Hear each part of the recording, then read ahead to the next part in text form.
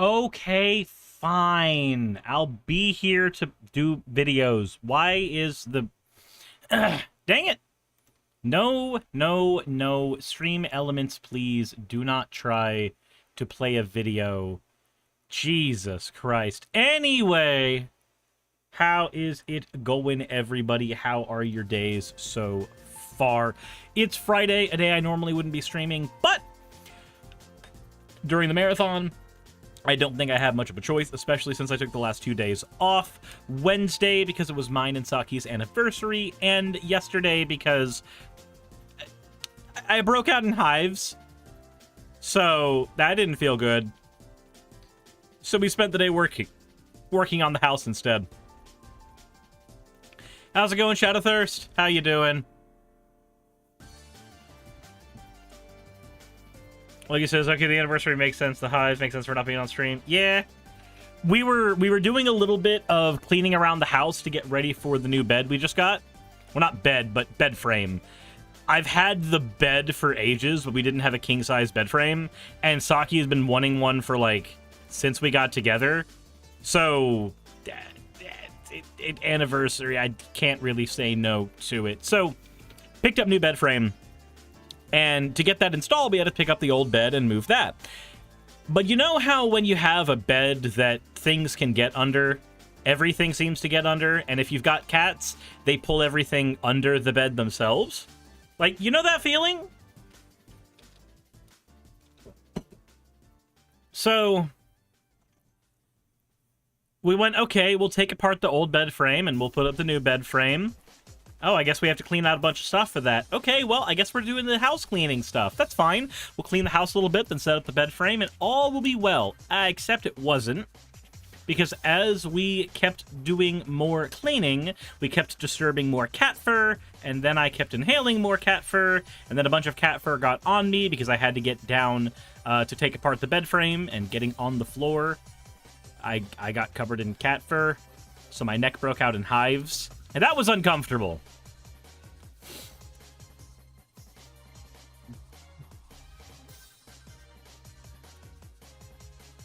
So we need to get Yumi fixed soon, but we now have removed under the bed as one of the possible places that we can keep from the cats. That said, oh, why is my face cam not working? Oh, because I did this. This is a me thing. Okay. That said, I printed a new knife again. This one's in silk, and it's very shiny. It fell. It's in silk, and it's very shiny. And it opens by doing this.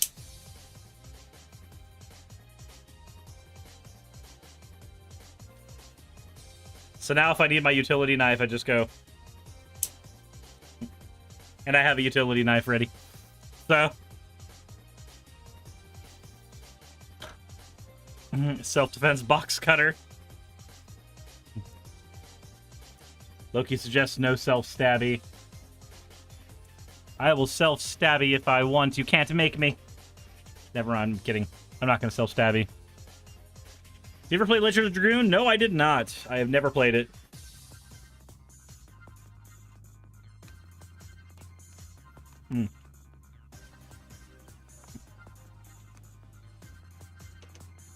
I have not played Legend of Dragoon.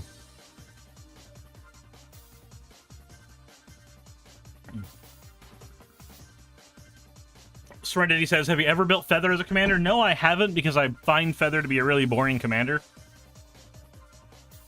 The concept is interesting because she's the only commander that does that effect to the same degree, but, like,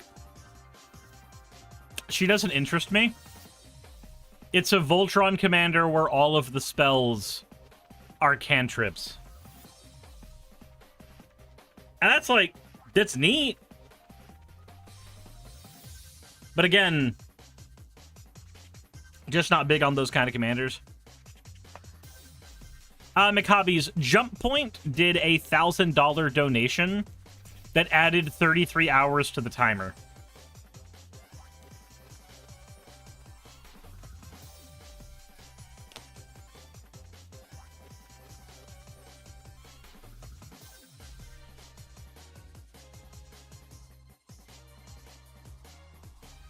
Ain't no way is way. So when that happened, I went ahead and paid off all of the Micro Center credit that we had. So everything that we had been using for like PC repairs and stuff, that's all been paid off now. I went ahead and paid more into my PayPal credit and paid about 150 more into the city credit. So there's about 6,300-ish of credit to go before everything is wiped out, not counting a couple of affirmed payments, but I'm not going to stress over those because they don't carry interest. They just kind of take out a monthly bill, and I can handle the monthly bill if like the monthly bills of everything else have been removed. So I can throw up, thank you for redeeming your points for Serenity Silvermoon, thank you for redeeming your points for an you fucking degen. And Nezuchal, thank you for redeeming your points for an as well. How's it going, Red Joker? Axo says, my friend told me to tell you to call someone gay. Axolotls with cream, you a gay bitch. There we go. Did I do what I was supposed to do?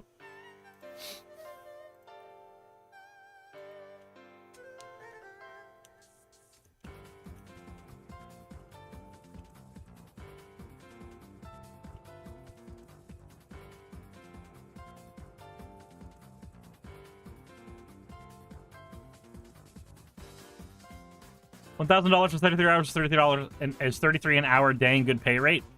Yeah, I mean, I only see like 800 of it because of taxes. Oh god, I still have to do my taxes.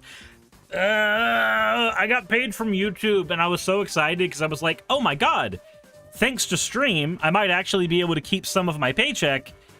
And then I remembered that I have to pay taxes, so no, I probably don't get to keep my paycheck. I probably have to just throw it all to taxes. Psychanthrope, I already did yours. Shadow Thirst, thank you for redeeming your points for a hydrate. Got an extension on my extension? No, an extension on my taxes. Sorry, brain's a bit fried. We're not going to be able to go the full 10 hour or 12 hours today regardless because I do have work in the morning. I think this is the last Saturday that I have to do voice acting for this particular project. At least I think so. So, thank you for redeeming your points for an... you fucking degen.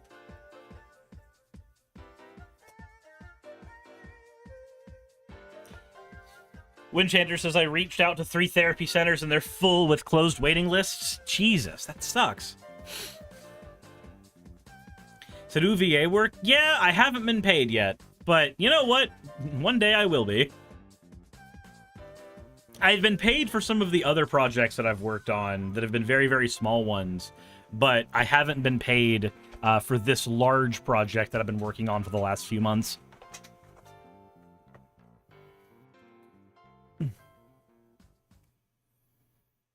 Logie says, I thought Cyrus was a streamer full-time. I am streamer full-time. I'm trying to stop being streamer full-time. Not in that I want to stop doing Twitch or that I want to stop having streaming be a significant part of my income.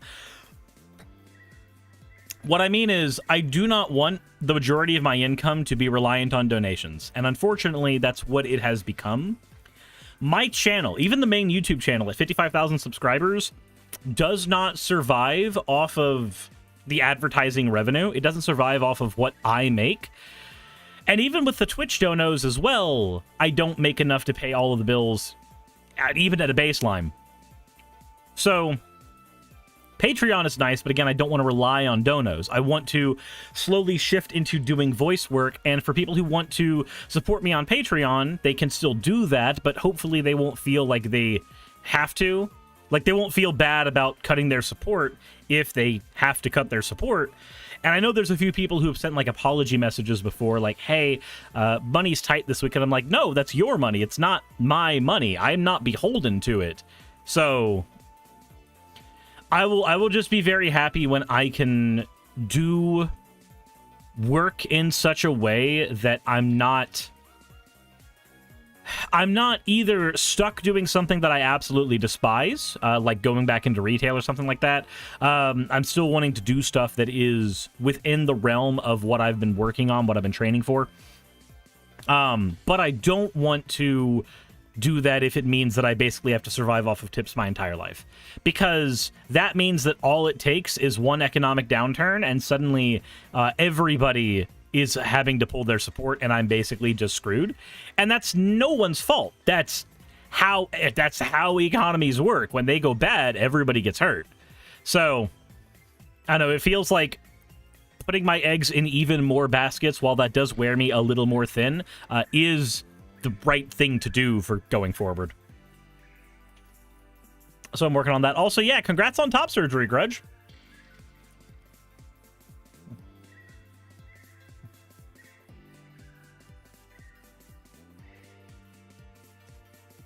And, like, at some point, that might end up meaning that I do less streaming, but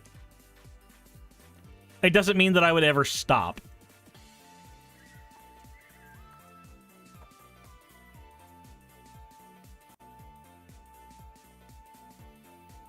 It's someone's fault. It's the rich bastard. It's the fault of the rich bastards who bought your government back in the 1980s and diverted everyone's wealth into their offshore accounts.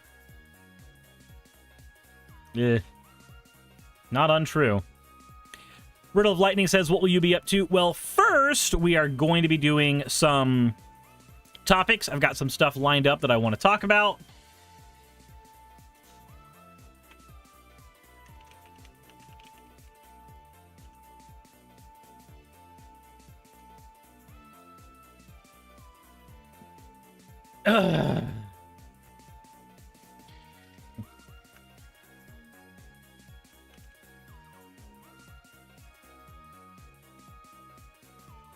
You demand Bezos give Saris more money? I wish. I wish. In the meantime, let me go ahead and turn on 3D print cam, because I believe there's something going on over there at the moment.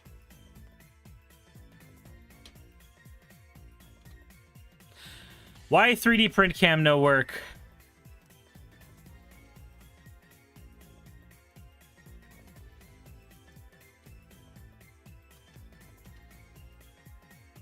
There we go. Gives me a chance to adjust it.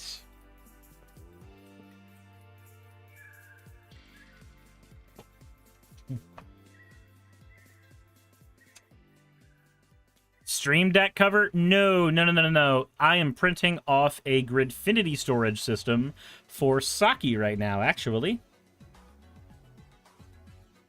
So a Gridfinity system looks like this, if you have not seen already. I'll show you. Hold on. Clicking away from DMs. So this is a Gridfinity storage solution. I've got area for things like dice. I've got areas for my knife. This. Extra stuff that I just have lying around, basically, that needs a place to be. Everything I could need. Q-tips, floss. Hot sauces for me to use whenever I'm on stream. And a phone holder. So, all of this, they are all in these little storage containers that hook onto here. Now, I don't have mine hooked into here because I want to be able to change things out as I need. And I'm too lazy to install the magnets right now. But the entire purpose of this is so that anything I possibly could need to use is all at my fingertips, basically. It's all right here, and I have easy access to it. I just realized that a couple of my flossing picks have fallen down here and need to be moved back to here. So everything has a designated place that it needs to go. Everything has a spot that it belongs. Everything always has an easy access place for it to be. So, Saki wants one, so I'm printing her out one.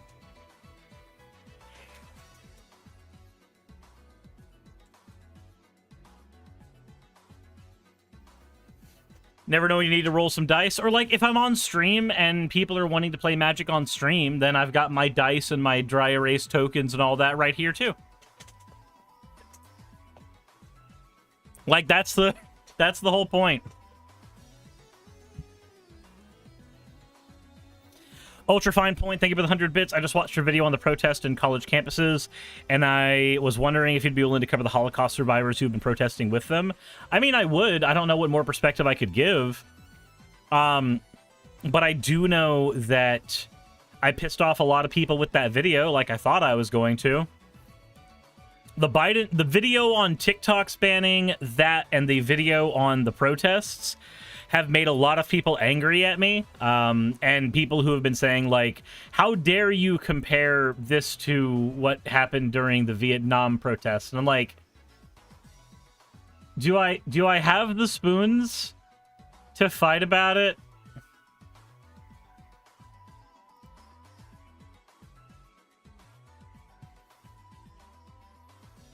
You burned your hands making stew because you're dumb. Someone kissed your boo-boos. No can do. You must suffer. How dare you like to know what you are talking about? Yeah.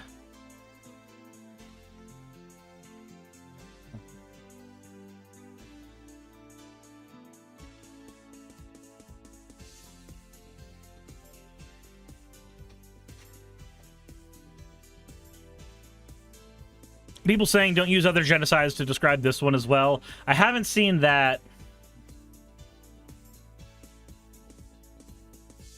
I haven't seen that.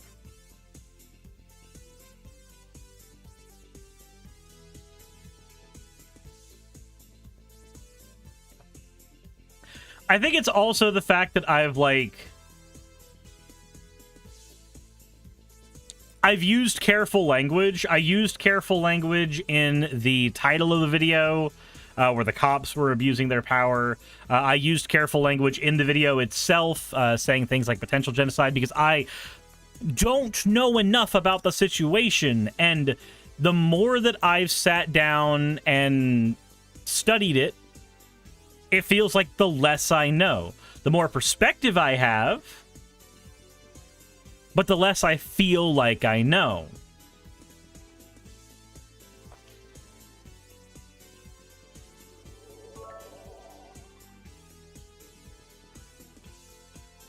Ultra Fine Point, thank you for the 100 bits. As someone who comes from a Jewish background, I think yours is one of the better takes I've heard, and I do find it funny because the amount of coverage, the stuff I've been watching with my TikTok algorithm has started going down a right-wing anti-Semitic rabbit hole. And that's a thing that just, like, that creates problems too. There's been a lot of people who've used this as a platform to be anti-Semitic. Sable Legal says that was a thing that had happened. Some Zionists said that in protest against all the protests against the genocide, and didn't realize until one of the audience said, did she really just sound?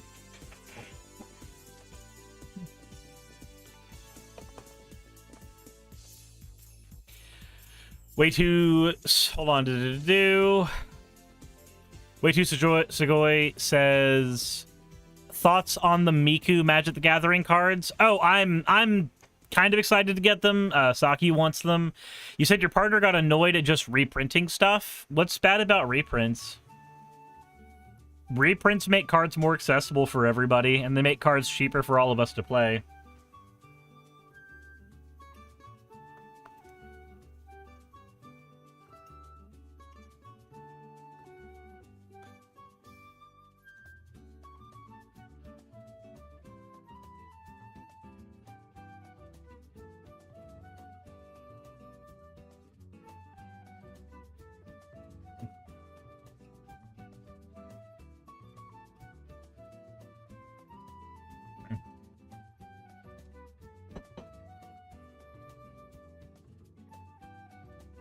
I'm also seeing, so not of the reprinting stuff, she was hoping for something more interesting in a collab. That's fair.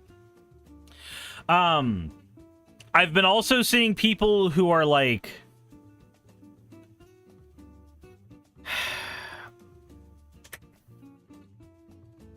Hold on.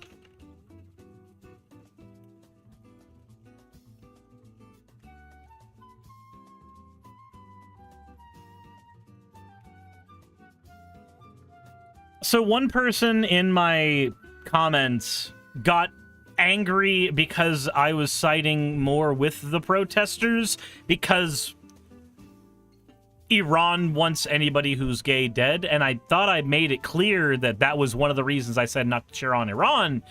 In the video itself, basically the cross-contamination of fighting between topics is something that I expected to happen, and I'm upset that it's happening even though I expected it.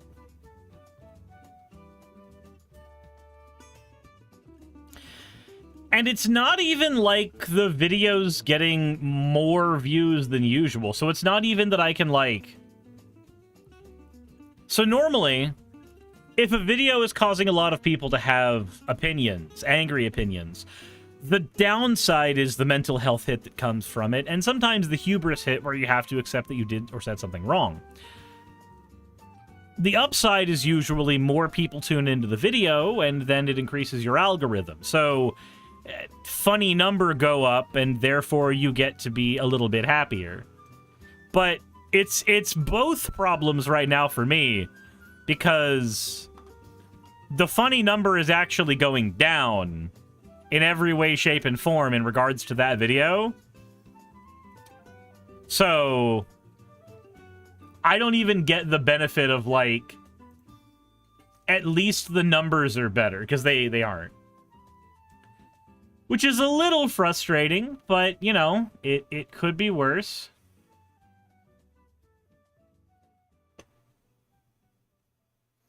I think that's the issue, is that it's not a, it's not an issue of good versus evil, and that's the thing. You can't just be like, Israel evil and Hamas good, in terms of the people who are actively involved in conflict. Because there's innocent civilians on both sides that are getting hit. And the motivations for even things like Hamas existing wouldn't have started without Israel's involvement in Gaza in the first place. No, you don't need to rewatch it. I'm not... This is not me saying, watch my video more because it didn't perform well. That's not what I'm saying. What I'm saying is there is a frustration as a content creator making something mentally taxing, looking at the comments which are mentally taxing, and not having the benefit that usually comes from that.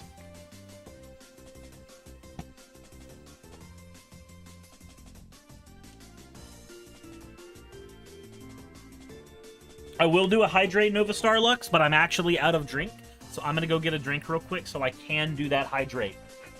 Be right back.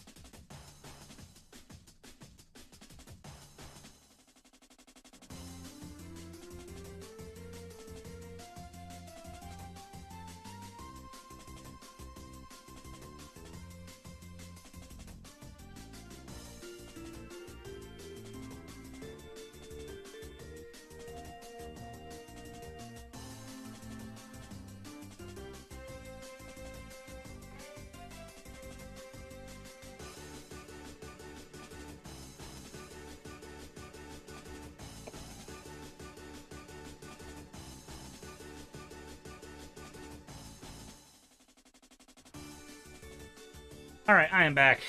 Sorry, had to get a drink refill.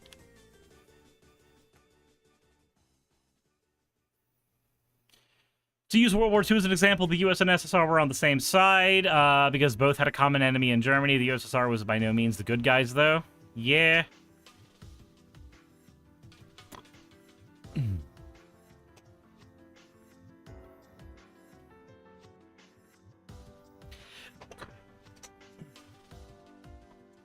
You spilled strawberry jelly on your white shirt? Yeah.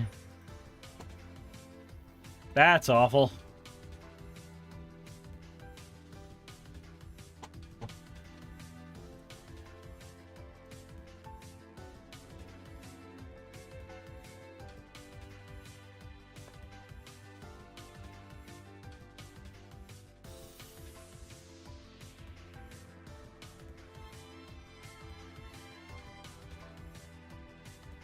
Give me a second.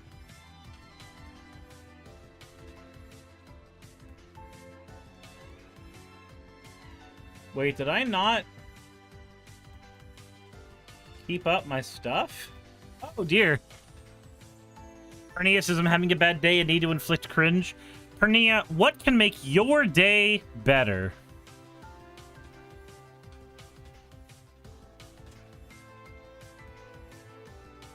What can we do to improve your day so that you don't just have a good day, you have a great day?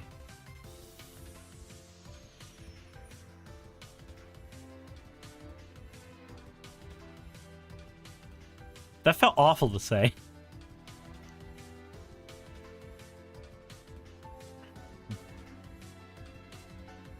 Yeah, that soundbite appears in Fortnite.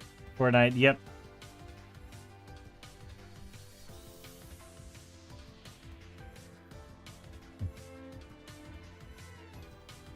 I've spilled other things on this shirt too, like clay when you were in sculpture class. Oh geez, I just realized I am in physical pain. One sec. I need painkiller.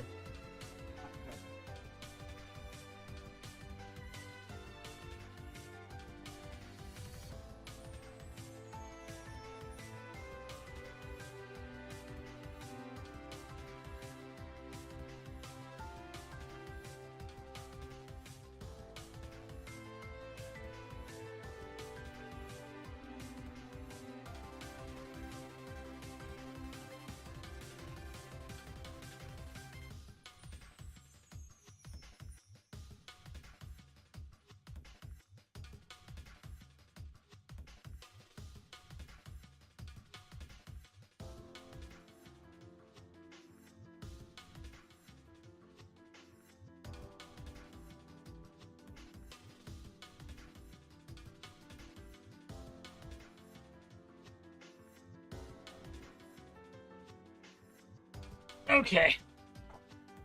Ibuprofen. My old friend.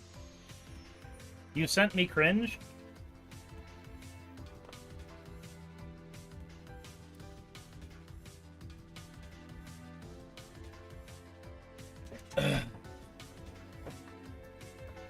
Okay.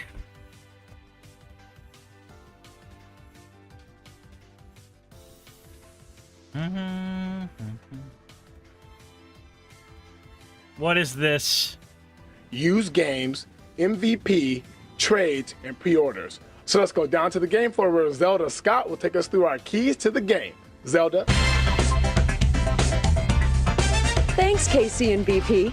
I'm down here in the his house, you know, the Heezy, with the GC posse to get the 411 on Game Crazy. Let's start with the hardware. This is like a gamer's ride, dog. And if you sell them the right ride, you got a better chance of selling some 20-inch chrome rims later. Know what I'm saying? The key here is to sell them the system that's right for them so that they'll keep coming back for more accessories and games. And speaking of games, Game Crazy's got all the fly new game titles, but we've also got the mad hookup when it comes to used games. And they can't hate on our used games because they play like new, come with a 90-day guarantee, and they cost less. Booyah! Now, for the real hardcore players, the ones that are crazy tight with the GC, we've... The hardcore players who are crazy tight with the GC. Got the MVP card. The MVP card means upfront revenue for Game Crazy and higher trade values, special discounts, and exclusive tournaments for the players. Trades are where Game Crazy makes crazy dollars, and players can get mad values. It also means that Game Crazy's got the used game hookups on the latest games. And finally, pre-orders. Now, this is for the real serious players, the ones who've got to get the new games first and beat them before anyone else. They can check out our Reserve Now board, check out our product slicks in the Reserve Now binder, put $5 down, and they've got a reservation at the hottest game spot in town, Game Crazy. Well, that's it from down on the floor, y'all. This is Zelda Scott, and those are the keys to the game. Peace out. Thanks, Zelda. Probably recommend a Sony PlayStation 2. Has some great racing titles. You can play up to 4 players at once. You can play DVD movies. And while it's not the best online system, you can definitely tap into it later on down the line if you decide to go that route. Great suggestion. What a lucky kid. Wow, sounds great. I think that's what I need. Oh, it's a great choice. Basically what we're gonna do is set you up with some accessories, a DVD remote, a wireless controller, and we're gonna have to get you some memory cards to get you started. Perfect. Okay. And there's the add-on. He's really selling the ultimate gaming experience, Keith. Let's go down to the floor with Zelda, who's standing by with Ryan. This does feel like an employee training video. Like the most cringy of employee training videos. Hi, dog. That was the bomb diggity, my friend. How'd you do? My dog. That was the bomb diggity, my friend.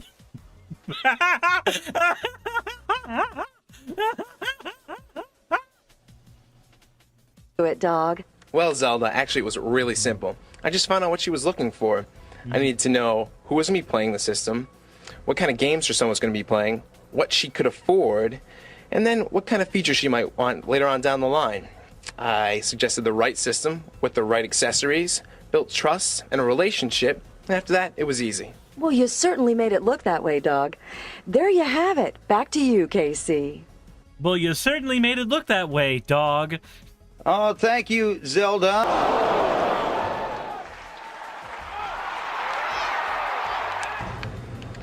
So, what'd you think? Looks good. I'm hooked on this used thing. Sold! The demo always clinches it. Great. Well, if you like that, I've also got ESPN football used and NCAA. Bring 'em on. Zelda, what's her secret? Hey, girlfriend, what's the dilly, yo? Blueberries. Naki Bree, thank you for resubscribing and at tier 2, no less. Oh my god! Hey, girlfriend, what's the dilly? You guys realize I'm going to be using some of the most cringeworthy language in the next, like, whatever we end up doing, like, whatever I am doing at all, I'm going to be using the worst, like, literally, the absolute worst language imaginable to describe everything. I just hope you're all aware of that.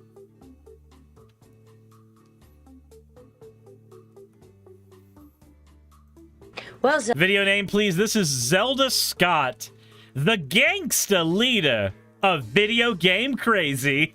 their used games are just a great value. When I told him about his savings and the 90-day guarantee, it just really got his interest. The demo was just to reassure him he was getting a quality product. That was a clincher. Well, big ups to you, girl. That was off the heezy fo sheezy. Look at the pain. Look at the pain in her face.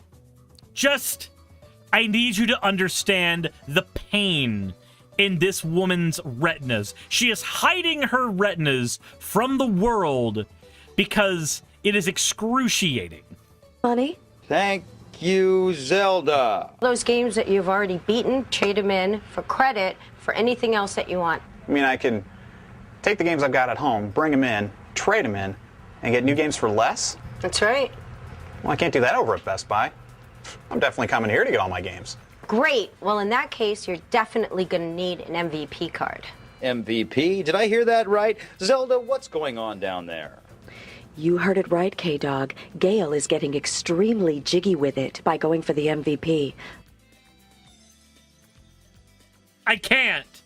I can't. I can't. She is indeed getting jiggy with it. Let's see what happens. Actually, we have a Soul Calibur tournament coming up this weekend. Soul Calibur. All right, you got me. She clinches it with the tournament. This guy is psyched about Game Crazy. Sign me up for the tournament and give me one of the MVP cards, too. Great, you'll be glad you did. Zelda, she really came up with a big play there. You know it, KC. Give it up, G-Unit. You showed some mad skills there. First with the trades and then the MVP. You... Why?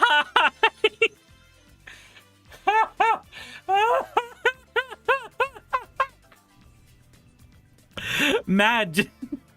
You showed some mad skills there, G-Unit. Go, girl. How'd you do it? Well, Zelda, trades are a real eye-opener, especially for our new guests. I never miss the opportunity to tell our new guests about the trading. Once they realize how much farther their gaming dollars go, they never go back to the big bucks. And that MVP, that was crunk. Well, the MVP... No! These are words that I am ashamed to have heard when I was growing up. Card, I mean, once the guy realized how quickly it would pay for itself, it was a no-brainer. The guy's a hardcore gamer, so, I mean, it just made sense for him. And the tournament, that put him over the top. True dat, girl. Home slices? Truly spectacular, Zelda. You know, you actually have $17 in trading credit here. All we can do is take $5, roll it right onto Final Fantasy. That way you'll have it in your hands the day that it comes out. The trade credit, I didn't see that coming. A great call. That sealed the deal. Where did he come up with that?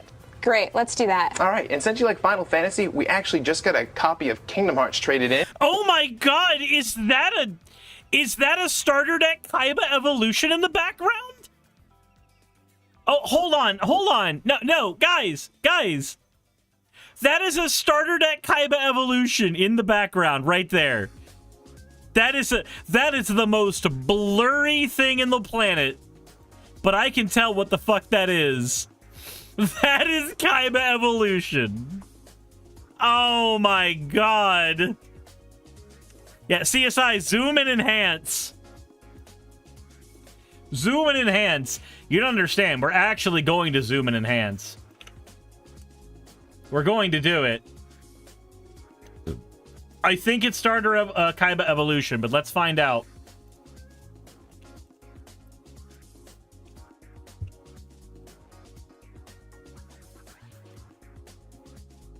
Ha-ha!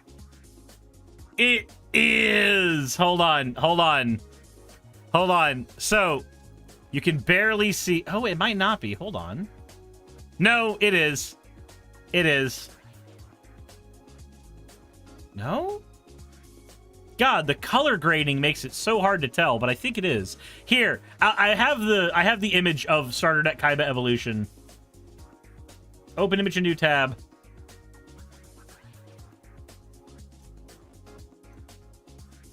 Corporate wants you to find. Corporate needs you to find the difference between these two images.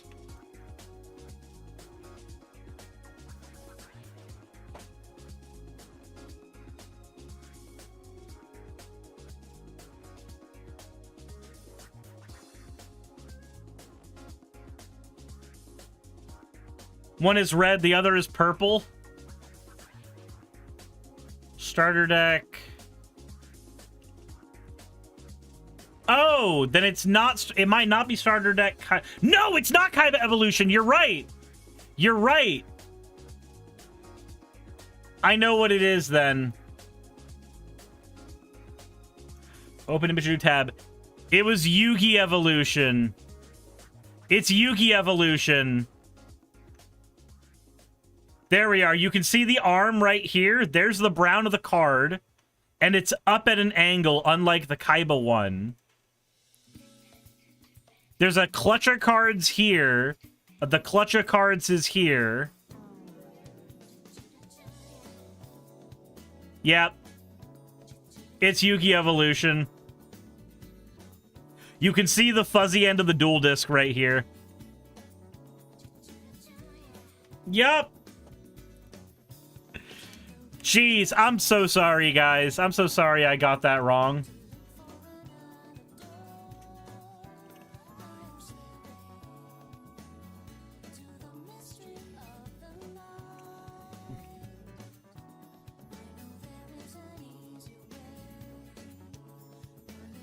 So Yu-Gi-Oh! Starter deck? Yep.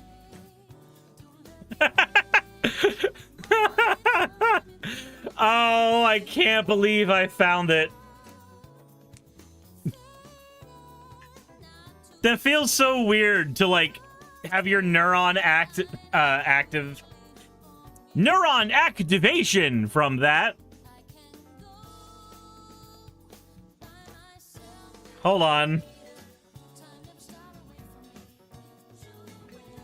I have to show this.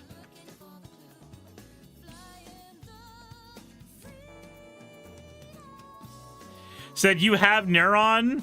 Yes, I do, because it keeps track of your life points in Yu-Gi-Oh! I see what you did there.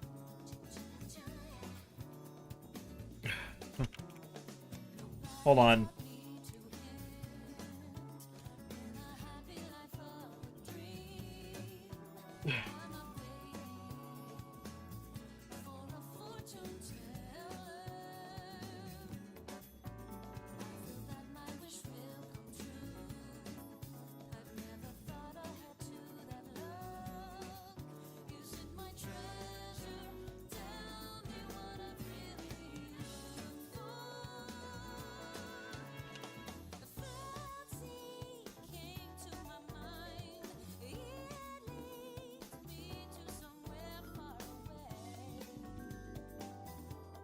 There we go. The post is up on Twitter. It just, I have to share this discovery with the world. It would feel awful if I did not. You understand, I'm sure.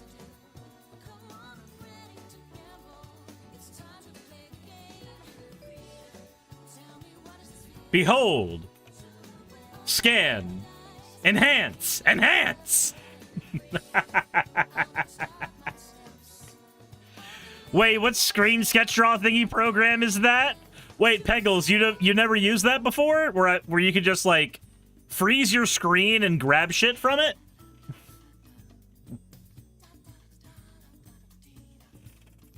One of the only 2 Yugi products I own? Yeah. Hyperfixation never truly goes away? Pegels, it's called Light Shot. You only have a snipping tool. So Light Shot allows you to take a picture, select the area of the picture that you need to grab something from, and then do whatever you need to the picture. You can even add arrows pointing to it in case you need to, which is good for thumbnails. You can even highlight an area. And you can even write text.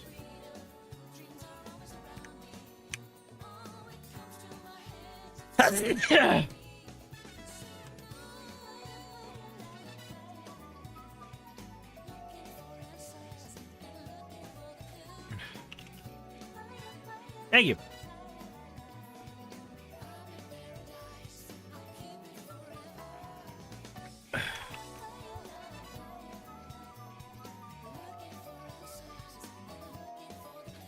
So your Grams bought me Arby's? Nice.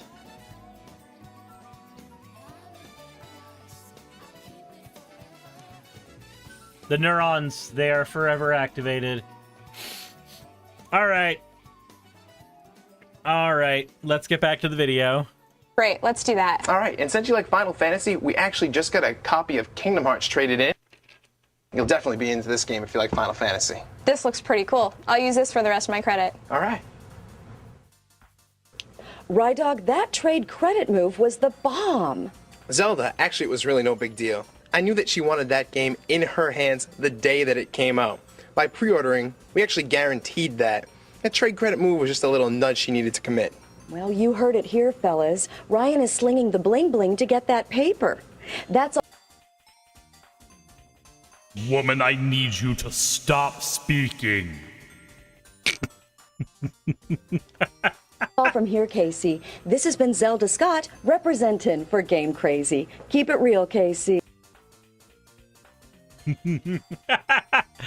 Slinging that paper. Just slinging that paper. Oy, oy, oy. Yeah, you want this redone with modern slang? Sir, I need you to yeet that at me.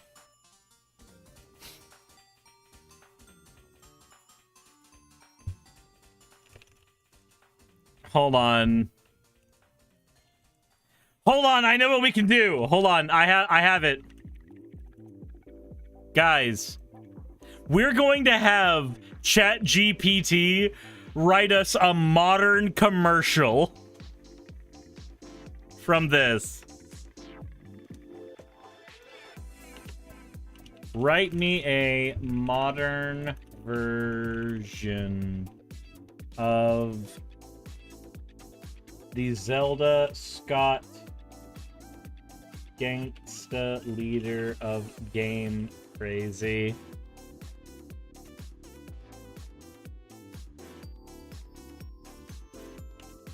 Employee training with modern slang.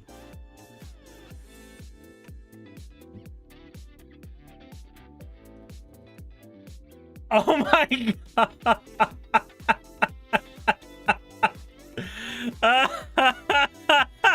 It begins!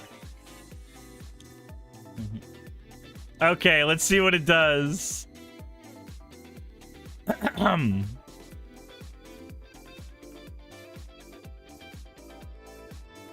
All right, are we ready?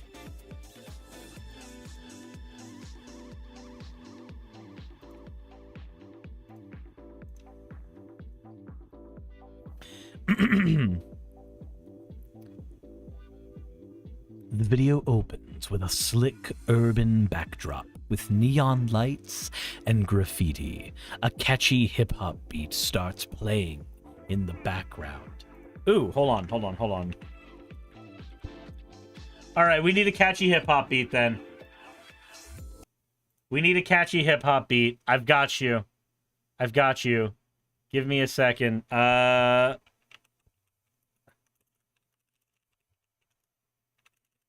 catchy hip-hop beat?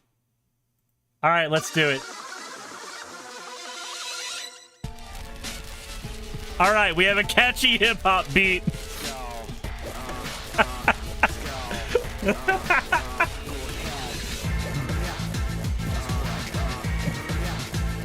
Sorry, maybe not this one.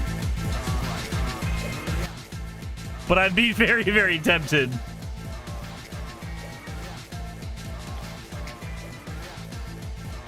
On, here we go. Catchy hip-hop beat in the background.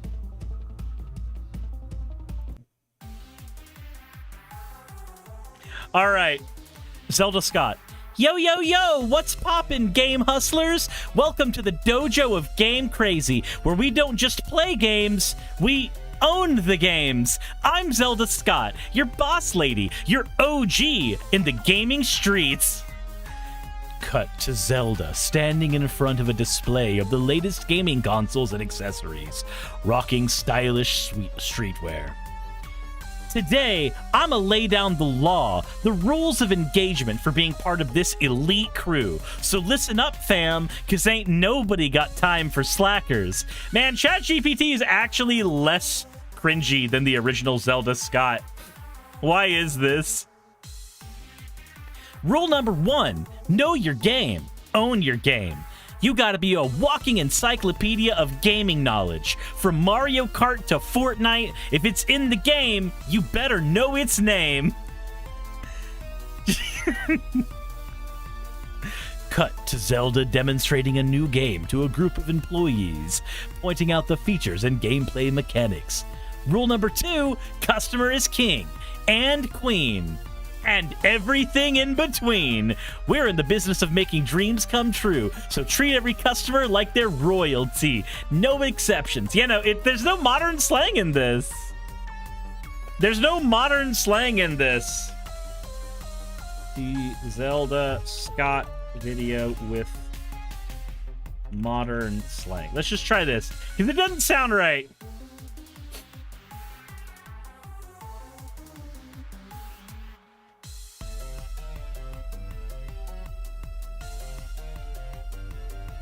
Yeah, ChatGPT sucks.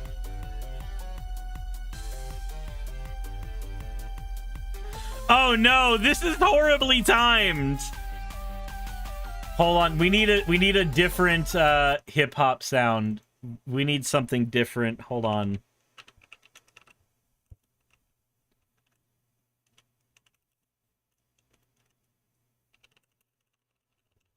I have a kickin' tune for all of you.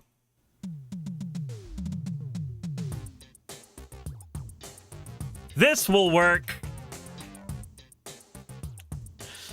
A few people have PTSD already, but that's fine.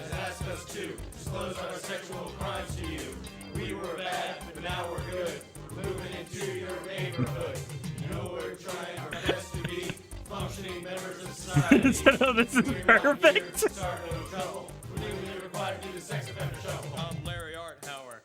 Okay. The title is Level Up Training with Zelda Scott, the boss of Game Crazy. The video kicks off with vibrant graphics and pulsating and a pulsating EDM track in the background. Okay, then we need... Hold on. We need pulsating EDM. Let's do it. What is a good pulsating EDM track for us?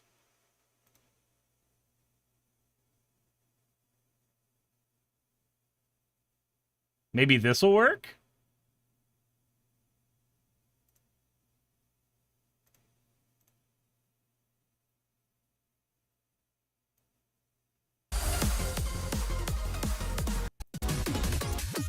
This'll work. Pulsating EDM track in the background. Zelda Scott. Hey, hey, hey! What's good, gamers? Welcome to the dojo of Game Crazy, where we're leveling up our game, one hustle at a time. I'm Zelda Scott, your main boss lady, the OG in this gaming grind.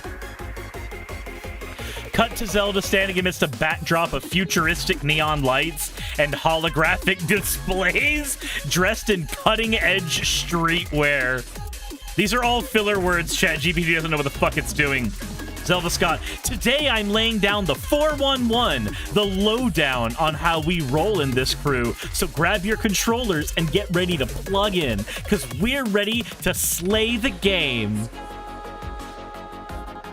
Oh, I hate it. I hate it. Cut to a montage of energetic employees stocking shelves, assisting customers, and engaging in epic gaming battles. Zelda Scott. Rule number 1, flex your game knowledge, own your expertise. You gotta be the ultimate gaming guru, from retro classics to the latest VR adventures. If it's lit in the game world, you better know it inside and out. Oh, sweet! We actually have modern slang in this one. It's fine. Lit's still modern, right? I haven't, like... God, I feel old. Cut to Zelda demonstrating gameplay mechanics to a group of hype employees, dropping knowledge bombs like a pro. Rule number 2, customer vibes are everything. Treat them like royalty. We're all about making dreams come true. So lace up those customer service kicks and spread that positivity energy like confetti. Cuts to employees vibing with customers. I'm just imagining an employee sitting with a customer just... I'm vibing, everyone! I'm vibing with customers!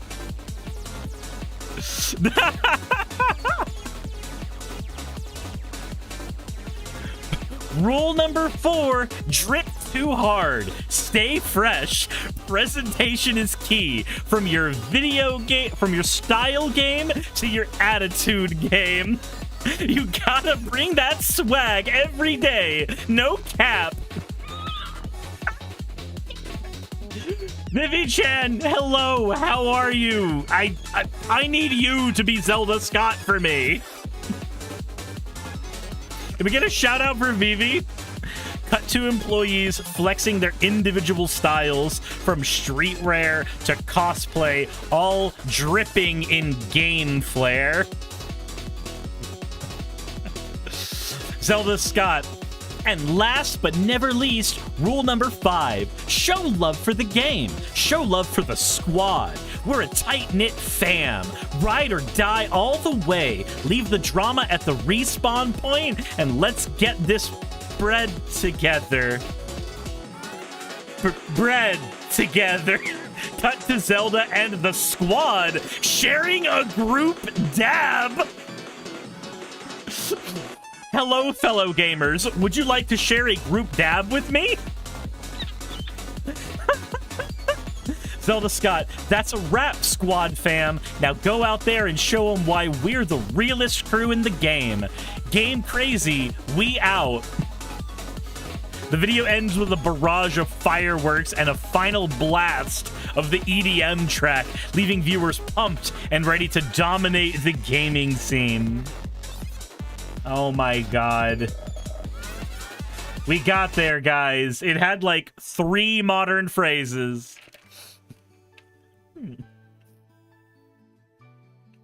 Look, I don't have a model that can dab. And it's a good thing I don't have a model that can dab, because I would abuse the fuck out of it for stuff like this. Can you say, I am in the bread? You do, it's called flesh. We've committed a crime against humanity. Now please make me unhear that.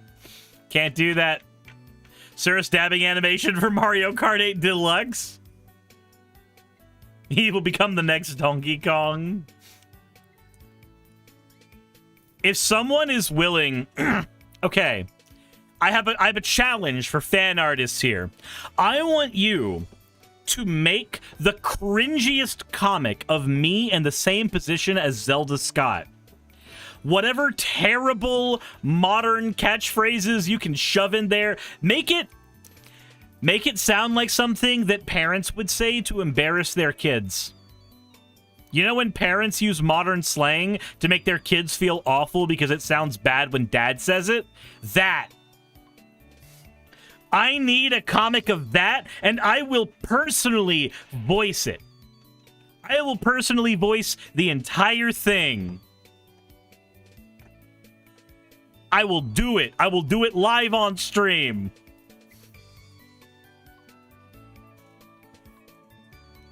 Anybody who does that terrible cringe. Also, I see what you did in Nubian. Get jiggy with it. Squirt Jasmine, thank you for the follow. That sounds like a porn account.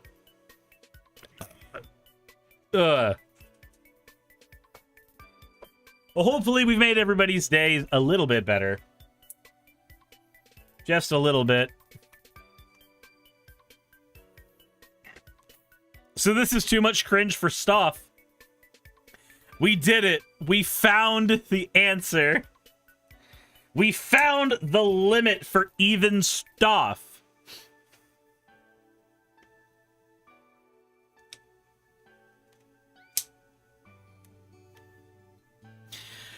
So there's a limit. Yep. There is a limit.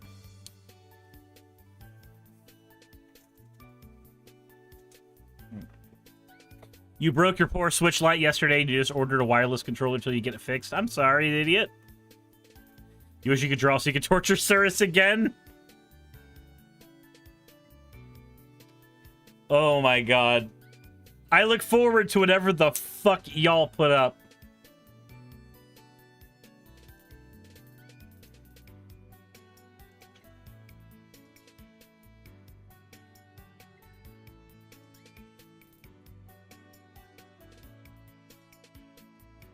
Look, your expertise is NSFW, not safe for mental health material. You didn't know stuff had a limit and you're shocked, actually. Yep. Old Gus says, anyway, breakfast time. Gotta go be family sociable with extended family. Yeah, have fun. Have fun. Already put a meme down, Cyrus. You can't stop me. Good. I want to cringe my face off. I want to feel embarrassed for voicing the thing. I want it to be a horrible experience for all.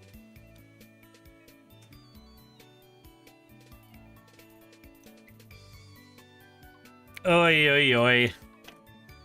That's awful.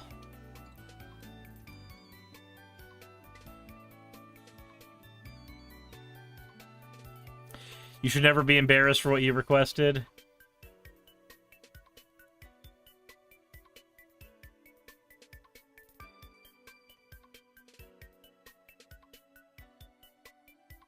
What is this? Forgotten soundscapes?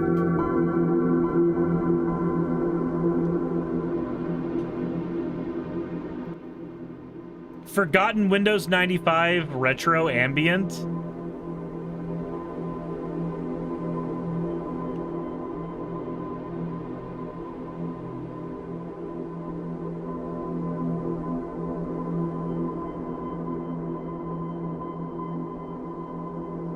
What am I listening to?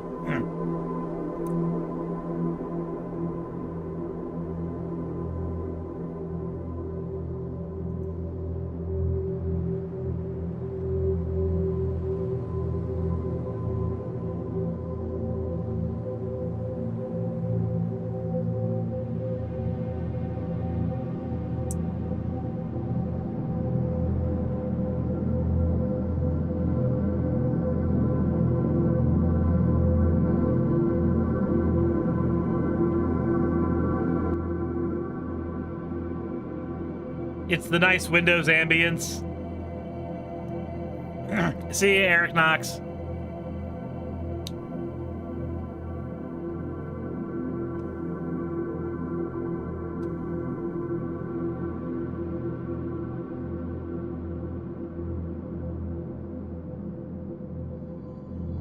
This is very calming.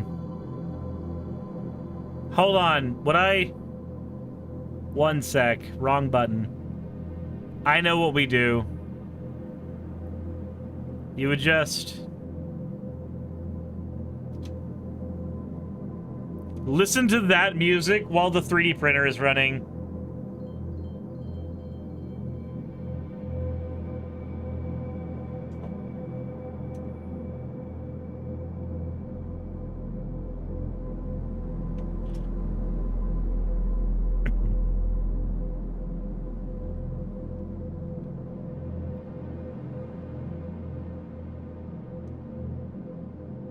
Did you die? Am I dead?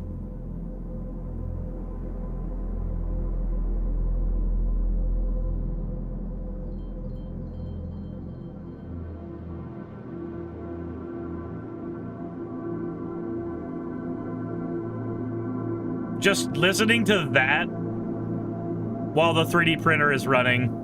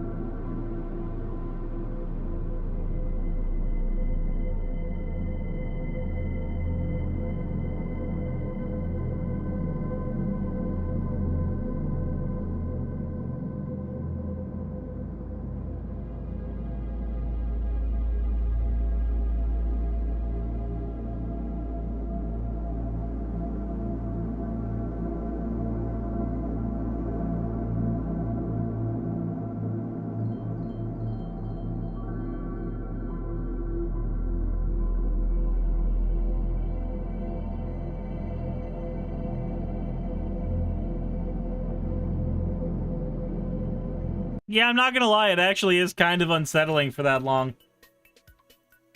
Like...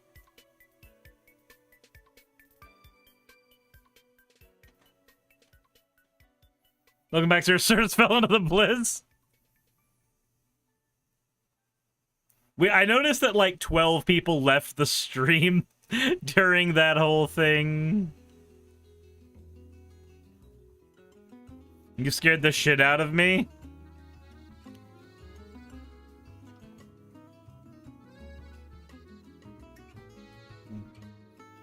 We sank into the hole. Stop says, for me, that was really comforting. Well, I'm glad for you it was really comforting.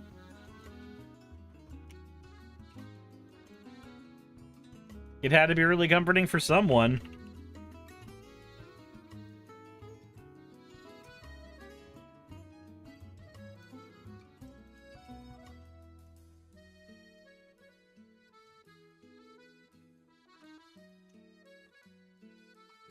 So while people were vibing, I was making Zelda shit posts.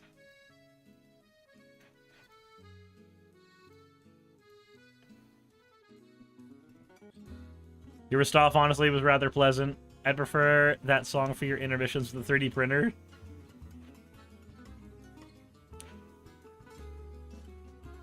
Is that a Garagot? What?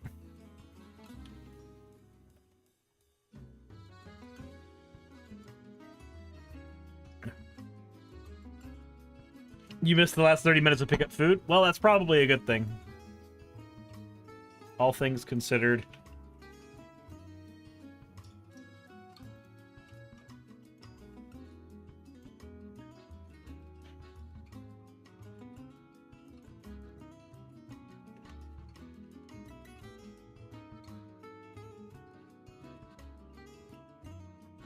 Yes, that, let's see here. Aggregate. Okay, aggregate. I don't know. I just see the numbers. I don't know what they mean. I have no idea what any of these numbers are supposed to represent. I just know they're here.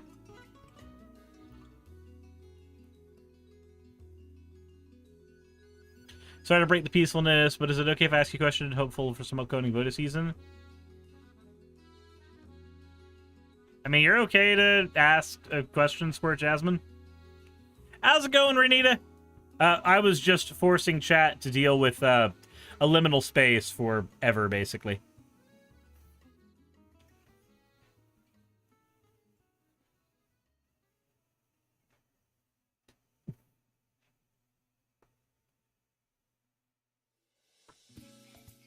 You found a random magic card at school? Nice. Random magic cards are almost as good as non-random magic cards.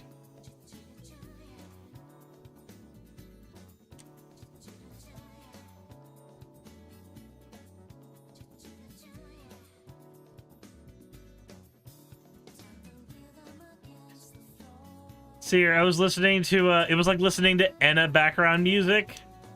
The intermission is what I imagine getting exiled feels like.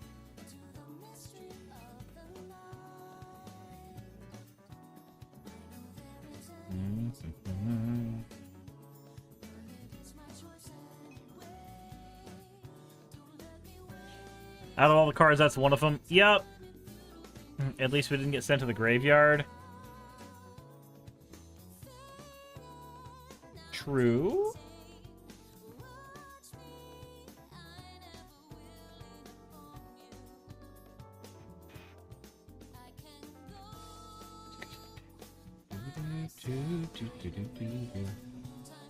Damn, Phyrexian Arena really is useful in this deck, isn't it? Anywho.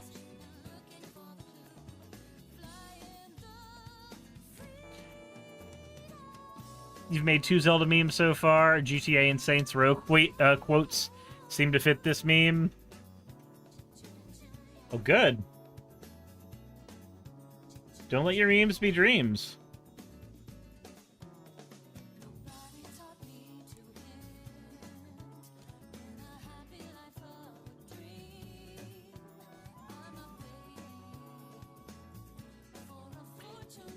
Inside you, there's a skeleton. Your skeleton's been deeper inside you than anyone ever will be.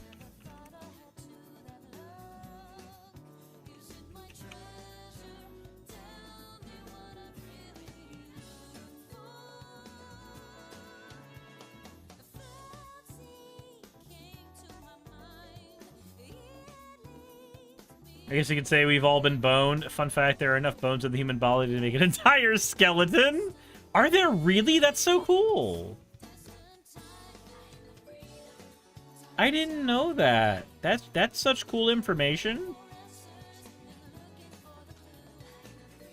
What would I have ever done without that info?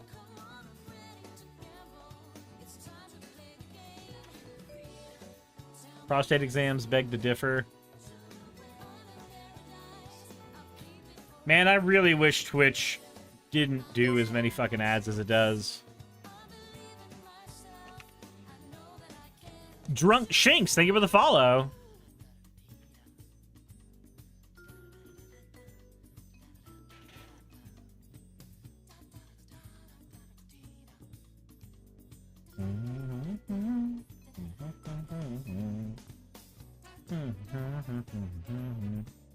Baby skulls are full of teeth.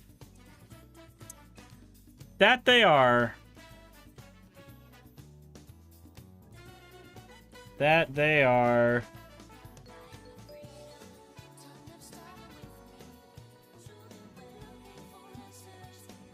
Hi, Cirrus. I late. It's fair. Said Cirrus is full of soup? What? But I haven't eaten any soup today. How can I be full of soup when I haven't eaten soup? Doesn't even make a lick of sense.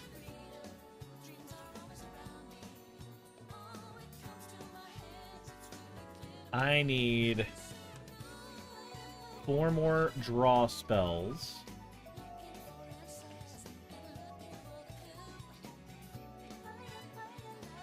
Let's see here. Draw. Let's draw. Crossman wants info on the Helldivers 2 situation. You mean the whole, like, sign into your PSN account thing?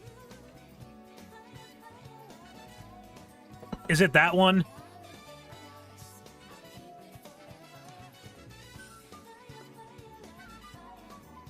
Yeah, that... I don't know a whole lot about what's going on there.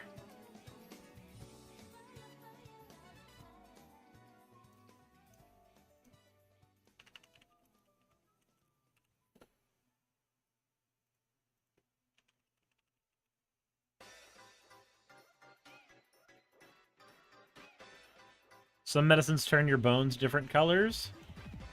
Like what medicines?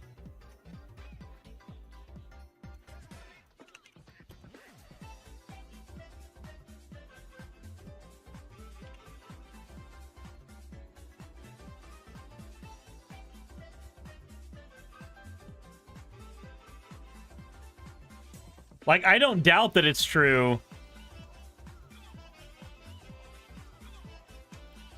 I'm just curious now. Like, I know that colloidal silver will turn your skin blue.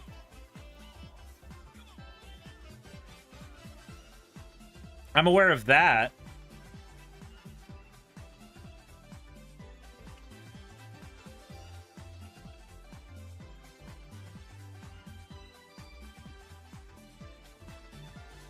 So now the bone color thing is real?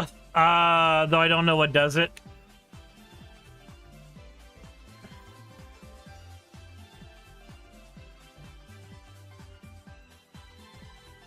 Clinical data for 6 previous reports of black bone pigmentation. Black bone? Minocyline is thought to occur in ferric iron being bound to the oxidized drug developed in the bone. God, can you imagine your bones being black and, like, you don't know about it, so you get in a car crash, and then suddenly you're stuck with, like, a bone sticking out of you, not understanding what the hell has happened?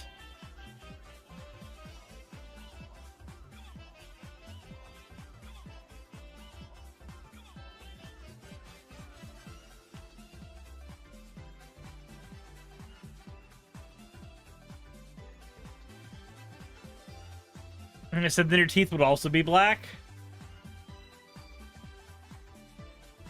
Possibly.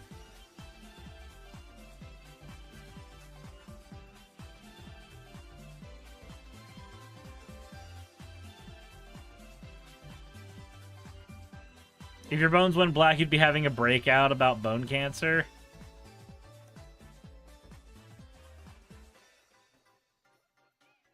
So teeth are made from dentin, not bone. Oh. Oh, geez. Yeah, nope. I just got sent a picture of black bones. That shit is spicy.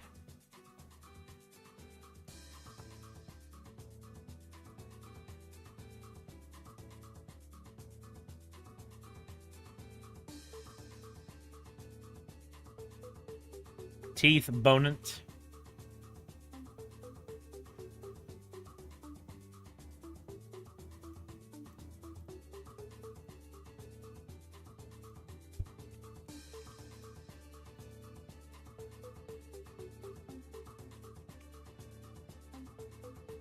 Jeez. Lost your shit when you learned teeth weren't bones. Google silky chickens? Why would I Google silky chickens?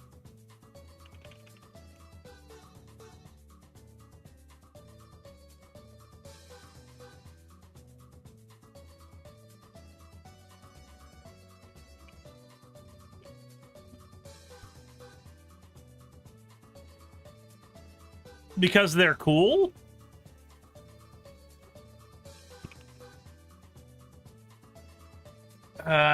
Fine. Let me see here. Silky chicken. They just look like chickens if they were aunts. Like, you can't tell me that this chicken right here is not an aunt.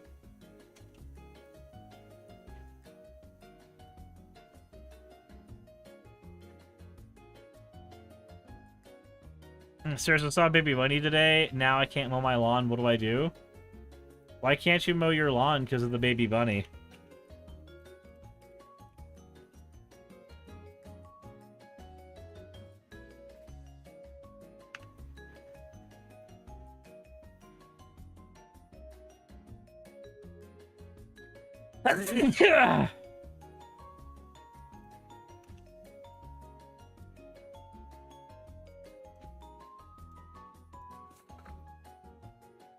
So they don't want to move the bunny? Just move the bunny. Just walk over to the bunny and it'll walk away. Bunnies don't want any shit.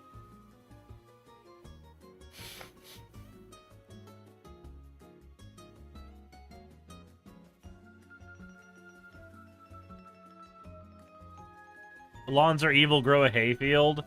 I mean, lawns are literally a thing installed by the aristocracy. To give you shit to do. Or something like that, I don't know. I saw it in a meme once.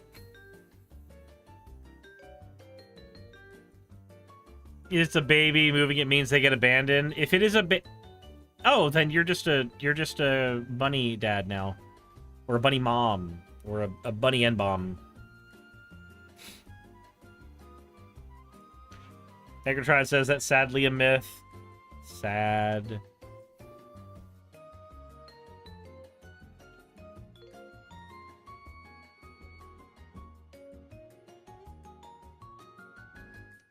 Sad, sad.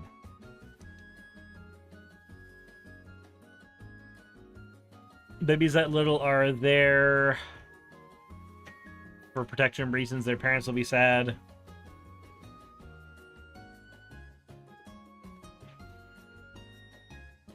Something about look at all this land I can buy and not use to farm. Oh, ew.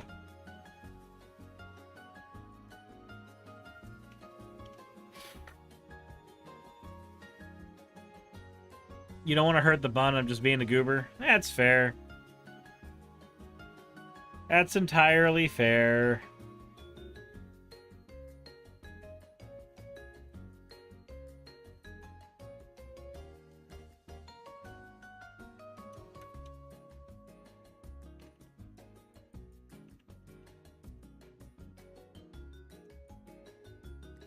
So you can get a wild bunny hutch online for cheap and put it in a part of your yard that won't be in much danger.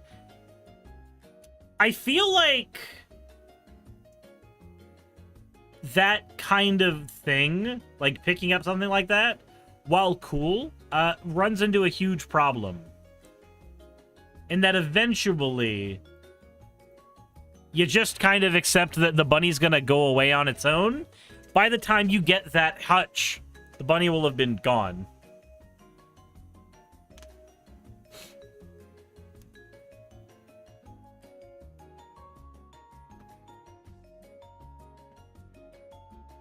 Let's see here. Do you watch urbanist stuff? What do you mean by urbanist stuff?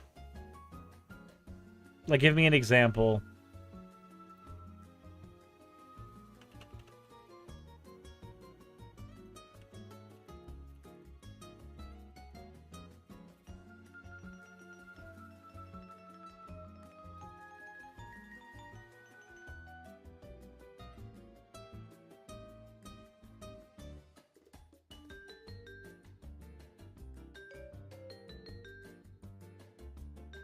Man, Thunder Junction. God damn it. There's a card called Extravagant Replication that was $4, and Thunder Junction came out, and now the card has gone up to $30.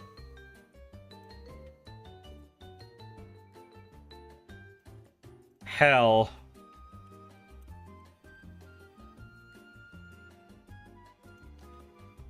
God, and it's Obeka's fault. It's Obeka's fault. Wait, which card? Extravagant Replication, the one that says at the beginning of your upkeep, make a copy of a thing.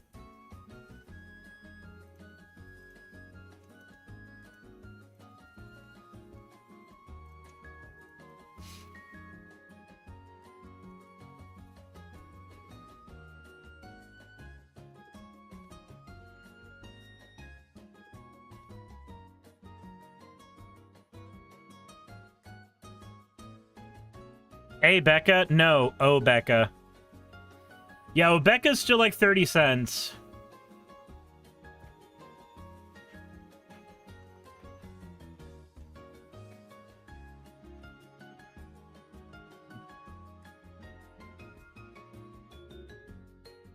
Jesus Christ. Like, I was building an Obeka deck for a video, and I just was not super thrilled finding out that information. I'm used to seeing that card as a budget card.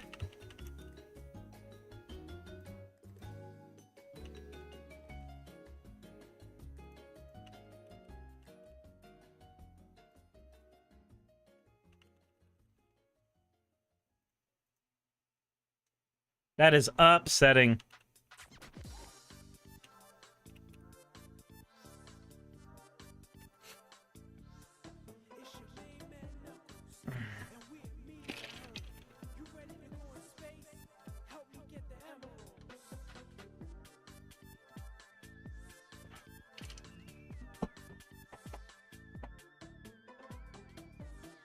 Is there a reason to make a Twitter account? Like, realistically? No. No, there's not. If you're part of a fandom that desperately needs you to keep an eye on Twitter, maybe. But no.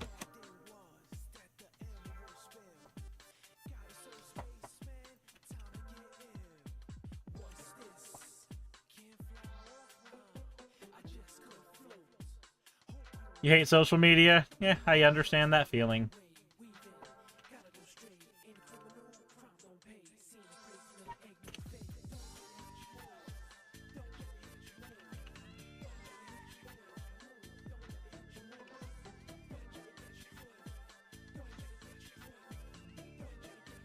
Does the service fandom require that? Require what exactly?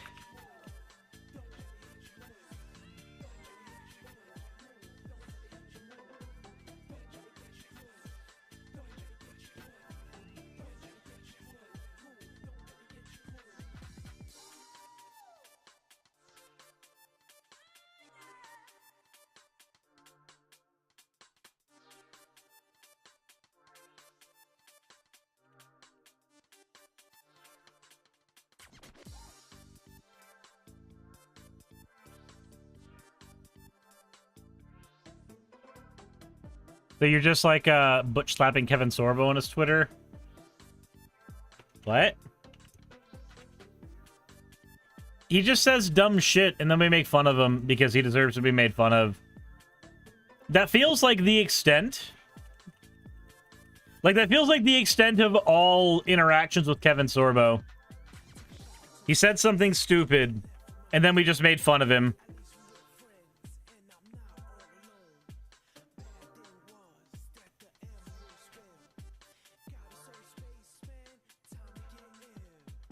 River of Tears, Dark Water Catacombs, Choked Estuary. Dark Water Catacombs, River of Tears, Choked Estuary. So you made a Twitter account 10 years ago and only logged into it twice since the beginning? Jesus Christ. Rickamere says, you guys have a good one. See you, Rickamere.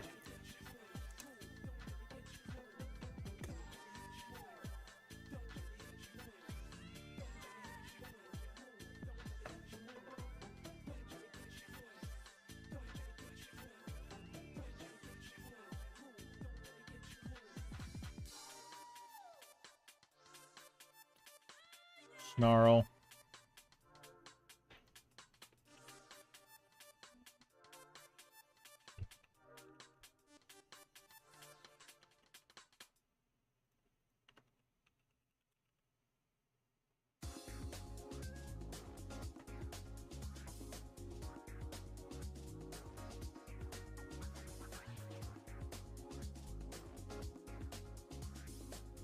Okay, so Axo just sent me the bird. Whatever bird this is. Why is one of the pictures of the bird, Axo? Why is one of the pictures of the chicken you sent me just its corpse?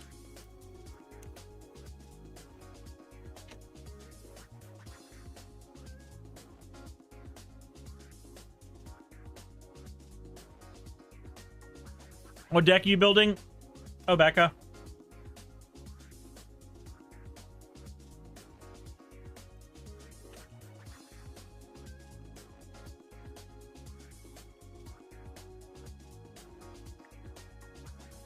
Down to the bone.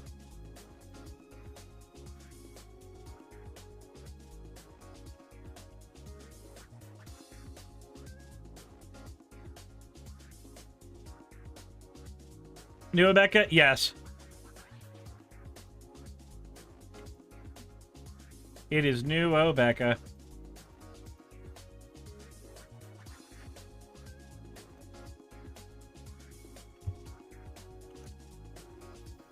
The bird has black meat and bones.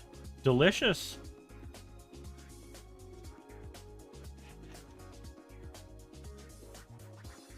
Saw something on Twitter today that bummed you out. What was it? What bummed you out?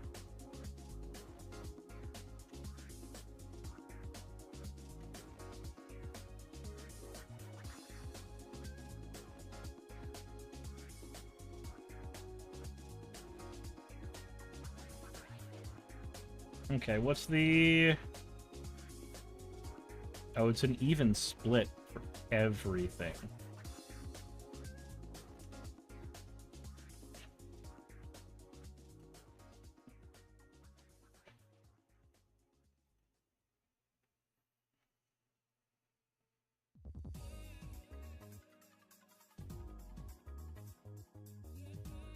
Is it bear discourse? Mike Pollock making a pro-Israel post and saying pro-Palestinian people hate Jews. We don't want the IDF killing Palestinians. How is that hating Jews? What?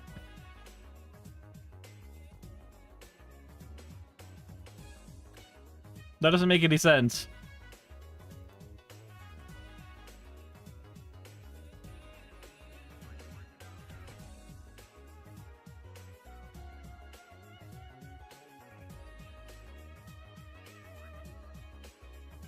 Can I challenge you to make a really ridiculous deck idea I had?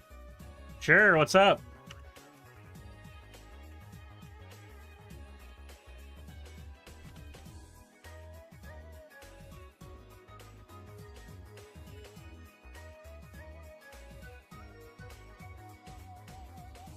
You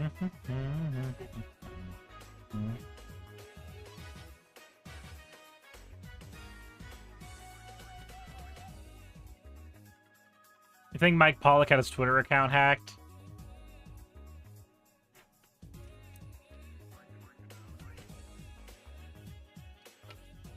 No.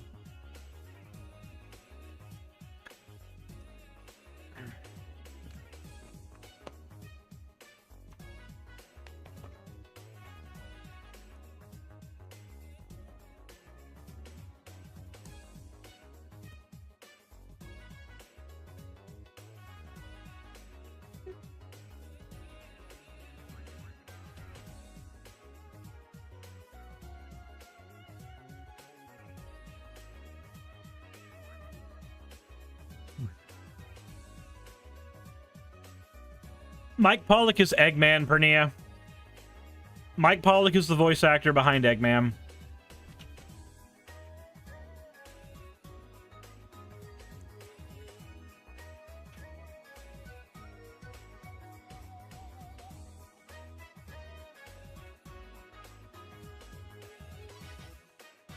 So this is not MTG Goldfish, Naki Bree. This is Moxfield, and it does have an app. Anubian, think about the hydrate. And Stop says, Nihilir opens a museum, aka only artifact creatures allowed.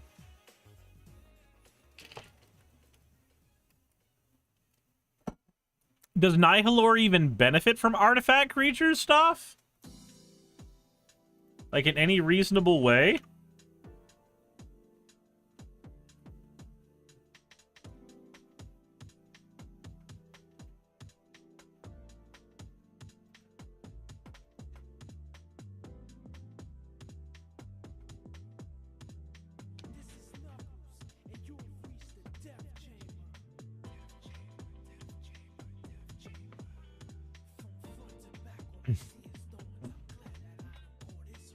The answer wrong tactic worked.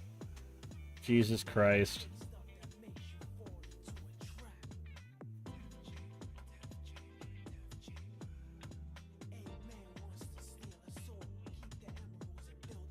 All he wants is creatures strong enough for you to control other creatures. Fair. Becca's 65 cents, so I have to shave $1 off of this deck. Is replicating ring off the table? What's up, Jassa?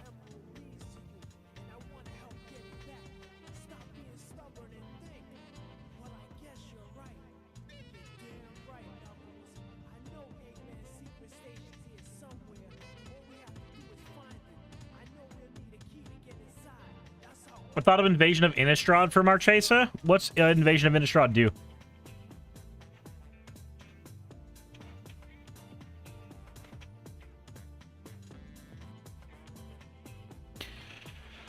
Oh my god, no! I know what this deck needs.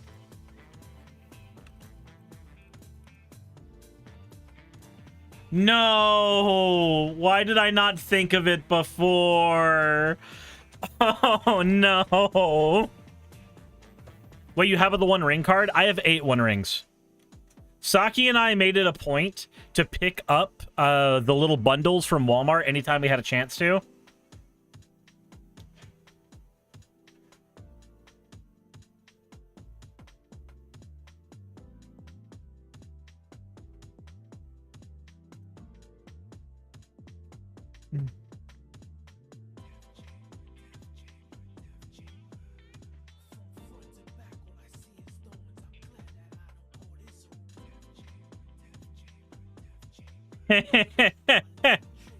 Oh no, there's so much take the initiative that's so good for this.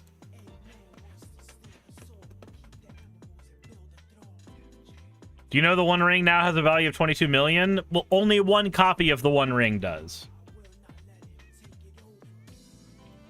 Only one copy of One Ring does.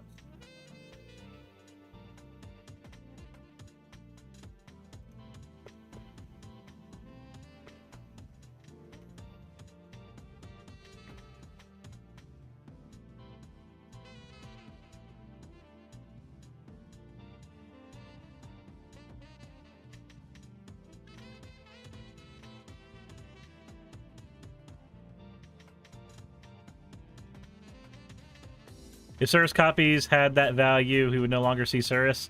No, you would. I just wouldn't be doing streams for the purpose of making money anymore. I'd be doing streams for the purpose of getting my ideas across. Nope, the entire deck strategy has now changed. The entire deck strategy has changed. I have solved the problem I was running into with this deck. This is now a ramp deck. Or this is now an Obeka upkeeps deck. That's only function is to use the initiative to crack somebody's skull in half.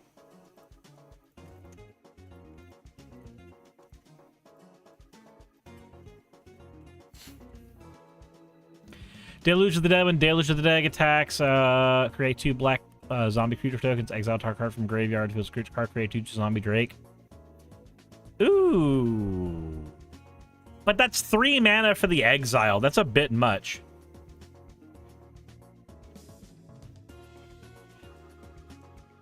Okay, now I need to make 11 cuts.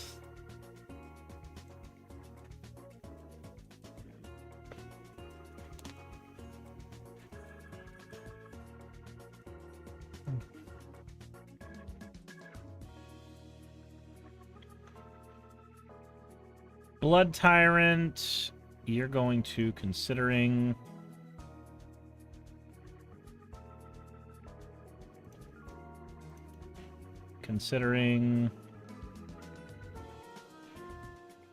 non-legendary spell, copy the spell.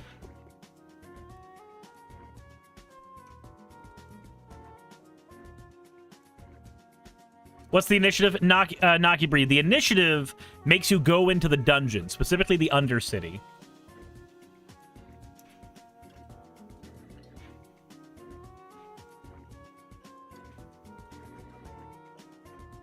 So you said Moxfield has an app? Yes, it does.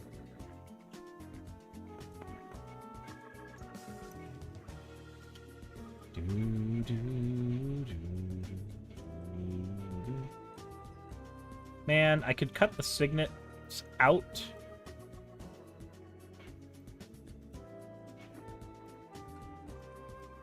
Move to considering.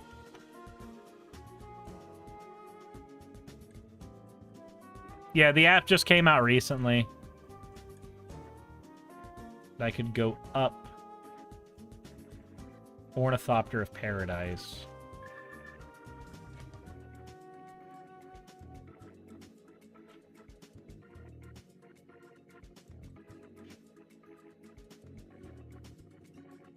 All right.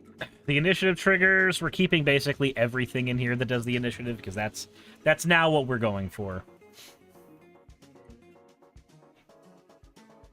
Fountain of Renewal is... I'm into considering.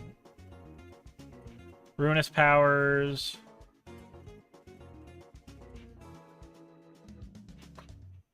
Let's see. Geist says Scry. Scrying is no longer enough for what we're doing.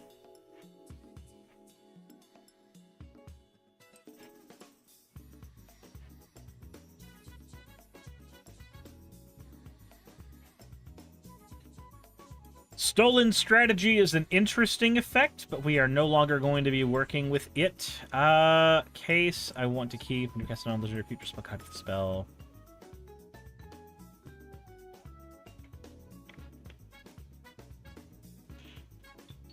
We're not really worried about that one either. Skyline and the rings stay. I guess Ivory Tower is getting cut. We can cut... No, Ivory Tower comes out for like 1. It's fine. Smoldering Tar. This is really bad for what it's doing. We can cut a basic land out. Remove 1. And then 3.48 is the mana, so we can't go down on this. So now we just go to upkeep triggers. Who costs the most out of all these? Every time player has the initiative, create a treasure token when you complete a dungeon. Take a dragon token.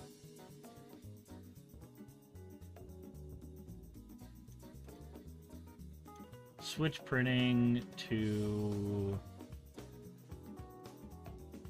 step on me, Rilsa.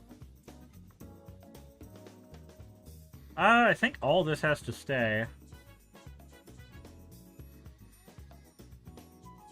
All that has to stay too.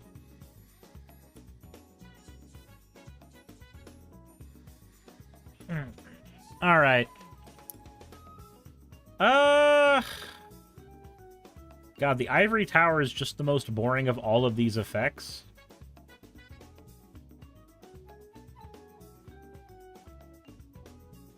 Let's do that.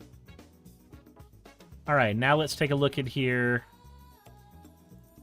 Tokens, the big one we need is the Undercity.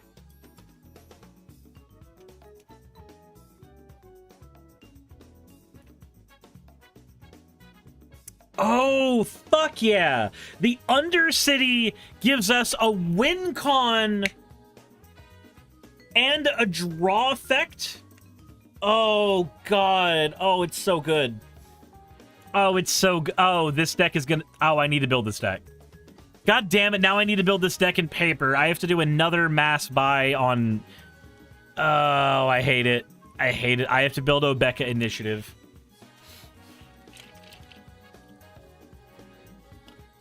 There, I've taken it from a deck that I was lukewarm about building to a deck that I am 100% thrilled with. All right, cool. For those who are Thunder Junction enjoyers, Obeka Splitter of Seconds is one of the next videos I'll be putting out. And,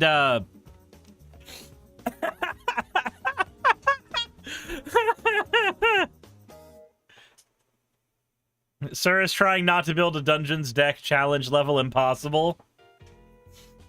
Look. Jessa says, I'm trying to build Marchesa, but it's like 176, so ugh. I mean, what is the... Jessa, which cards are costing the most in the version of the deck that you're building? I can help find you replacements.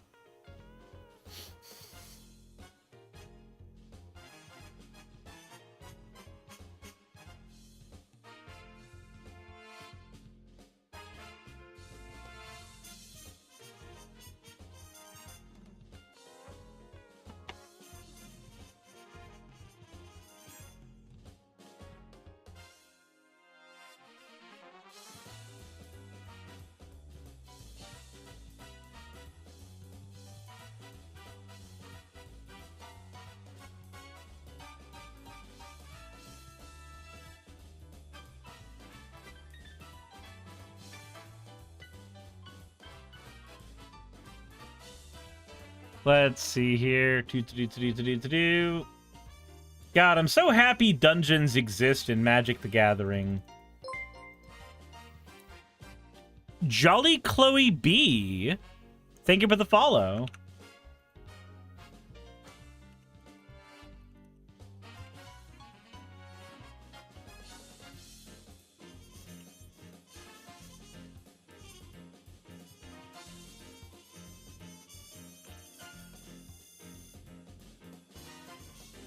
See, definitely Shieldra / Enchantment on the back. Then just don't run her. She's like $25. Naki Bree says, what's so special about the Undercity that makes it good? All right, let me show you, my child. So the Undercity is a cool token. Let's open image in new tab. So with the Undercity, when you go into the Undercity, you search your library for a basic land, reveal it, and put it into your hand. Then, the next time you go into the dungeon, you can either put 2/1/1 counters on a creature or scry 2. Then you can go into the dungeon further to either make a player lose 5 life, go to creature, or make a treasure token. Then you can go into the archives to either draw a card, or you can create a 4/1 black skeleton creature. Then you can use the Throne of the Dead Tree, the final part of the dungeon, to reveal the top 10 cards of your library, put a creature onto the battlefield for free, and then give it hexproof and 3/1/1 counters.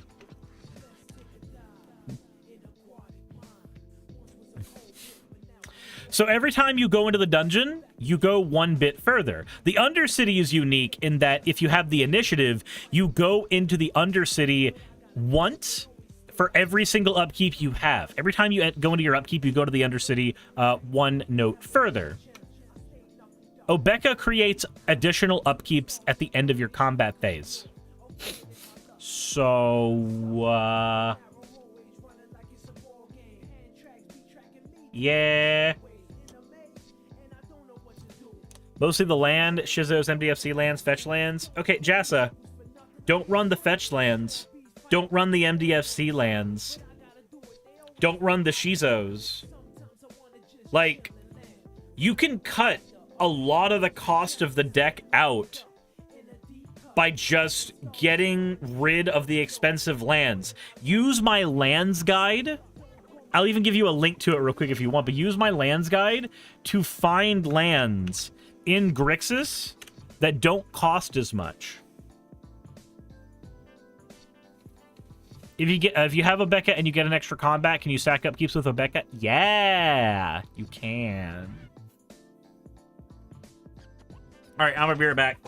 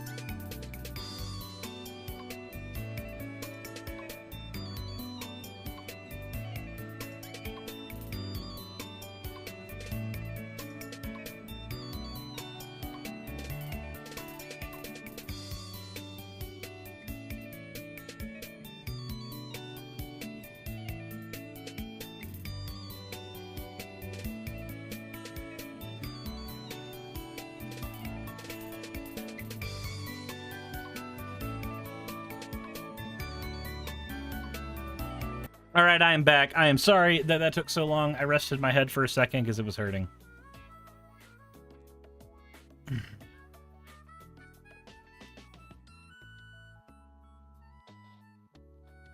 Out of here. Have a good one. See you, Montreal.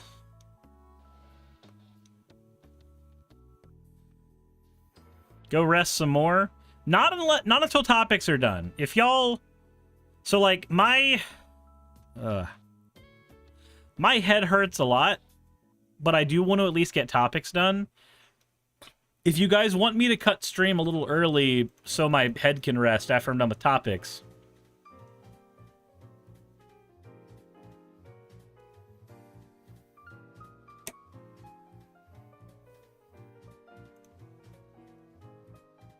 Take Advil? I did.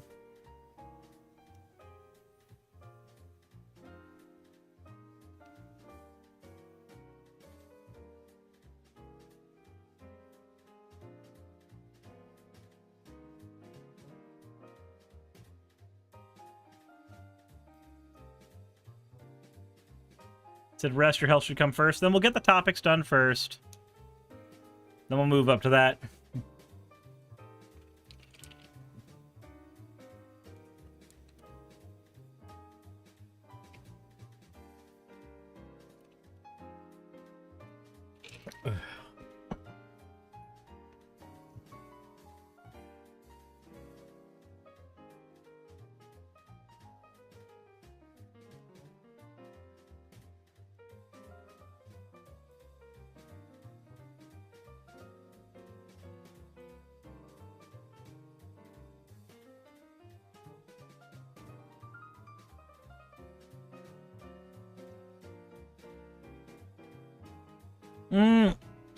I don't think so, chat.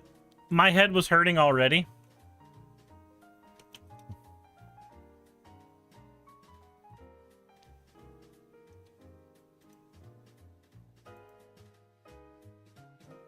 My head was already not feeling super great.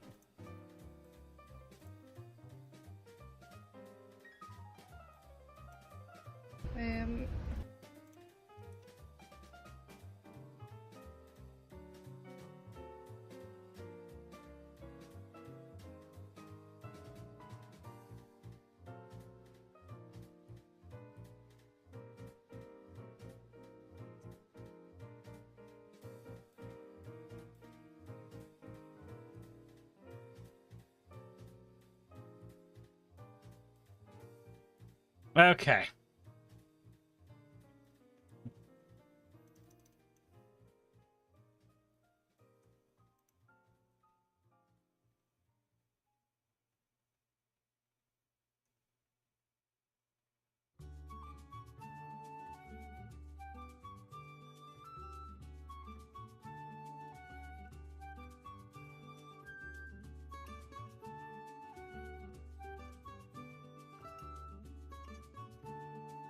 Let's see here.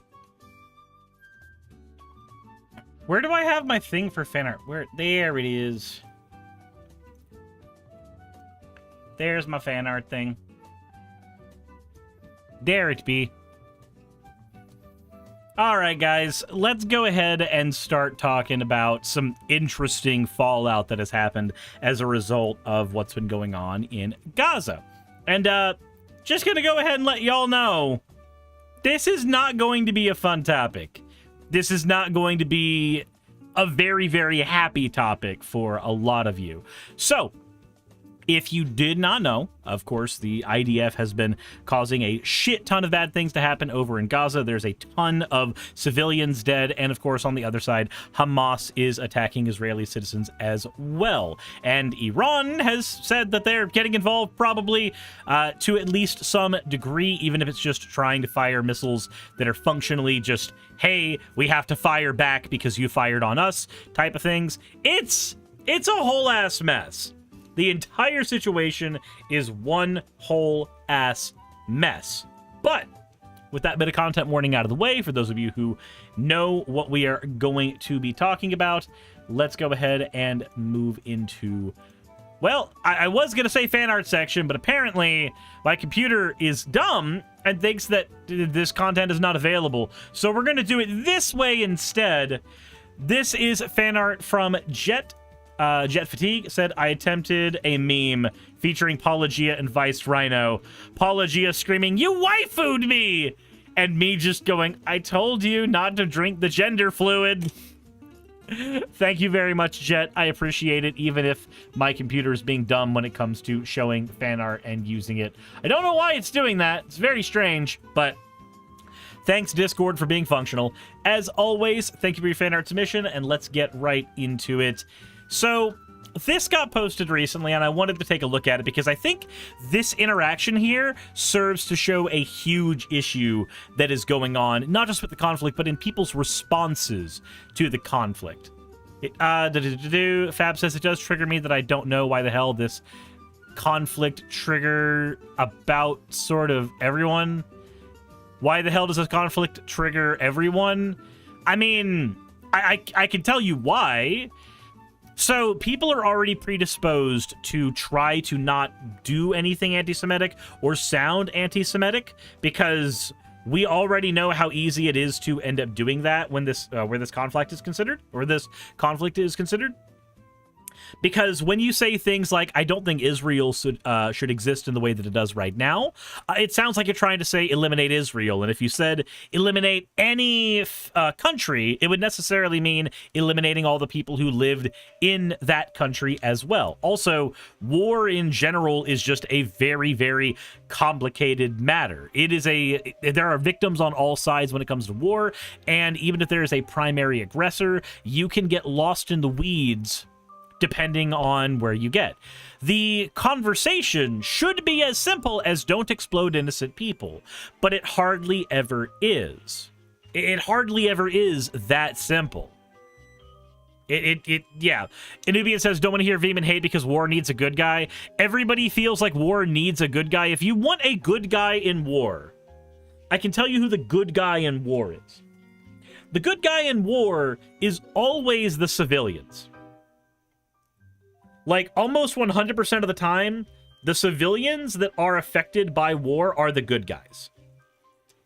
There might be other good guys, depending on your perspective, but from my perspective, the most goodest good guy of all time in any conflict, if depending on how you want to define it, is probably going to be the civilians whose lives are threatened on every side there. This is why it's not okay to support Hamas specifically. It's not okay to support what the IDF is doing specifically. These things are not okay to do. And that's not trying to both sides it. That's just a true statement. I don't stand by citizens being attacked and killed. I don't. This is why it was such a good thing to see during parts of the Ukraine conflict where there were soldiers who were laying down their weapons, where there were Russian civilians that were not in favor of what was going on in Ukraine, despite that having negative impacts on their lives in Russia. Like, that kind of stuff is good to see because the civilian life, they're not people who signed up for conflict. And even some of the people who are in the conflict didn't necessarily sign up for conflict. Sometimes you join the military because the only option you feel like you have is joining the military. Think about in the United States, there are a lot of trans people who are in the military because it will pay for HRT. Those people literally do not sign up to die. They sign up to survive.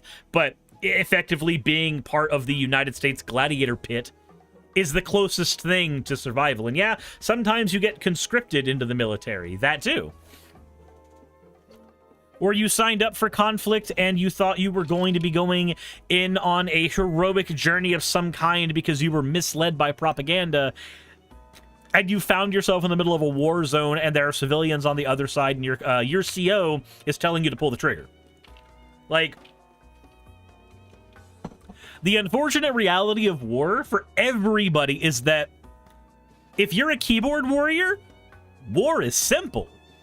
You are sitting on the back lines. You are watching people do shit. But for everybody involved, it's not that simple. It's not that straightforward. It never gets to be that straightforward. The only straightforward thing is the civilian life doesn't deserve to be attacked. Hospitals don't deserve to be attacked. Schools don't deserve to be attacked. Like, that's the simple part. That's the simple part.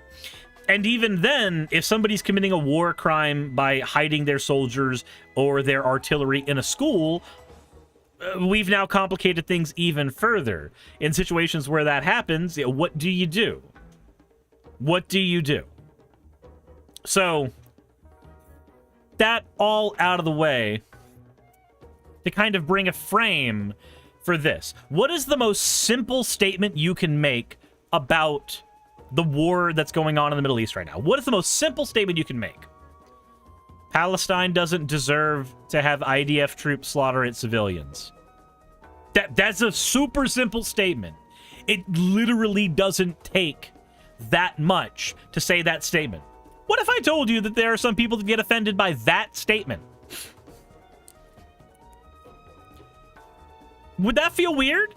Well, according to Northwest Friends of Israel, there's a bus driver in Manchester who was sharing his political views as part of his work for uniform while delivering a public service as a part of the greater B network. As you can see from this video, the Jewish passenger felt intimidated and upset.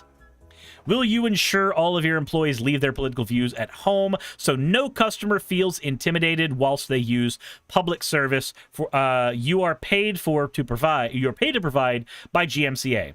By the way, Israel is not an apartheid state, but rather the only democracy in the Middle East. All right, so I'm sure my comment section is going to be filled with people arguing over that statement alone, but let's go ahead and take a look and see what is going on here. Now, I'm going to go ahead and say, as a preamble, anti-Semitism is not okay. So if anybody decides that they want to come in with that in the comments or in the video, I will probably just hit anybody. I will just knock anybody out of the chat if they decide that this is the place to do that. Now, the other thing I will say before getting into this is I don't think it shouldn't be okay to show certain political views at workplaces. Like, if you say, hey, you can't wear that pin that says I support gay people, or I have a friend who's gay, or anything like that. I'm sorry, if I were an employer, I would think that's okay. As somebody who's worked in management, I don't even want to think for a nanosecond what kind of a monstrous backfire effect there would be if I were to tell an employee who was under me not to wear something like that. So let's say that there's a country that's being bombed right now, and I wear something in support of that country. I don't want to know what the PR nightmare would be for saying they couldn't wear that. So let's see what happens when a company is told that they need to engage in that PR nightmare. Pardon? No, this is... Pardon? No, this is fine. I was just wondering, are you allowed to wear that badge for work? So he's got a rainbow lanyard, and he's got a Palestinian flag lanyard.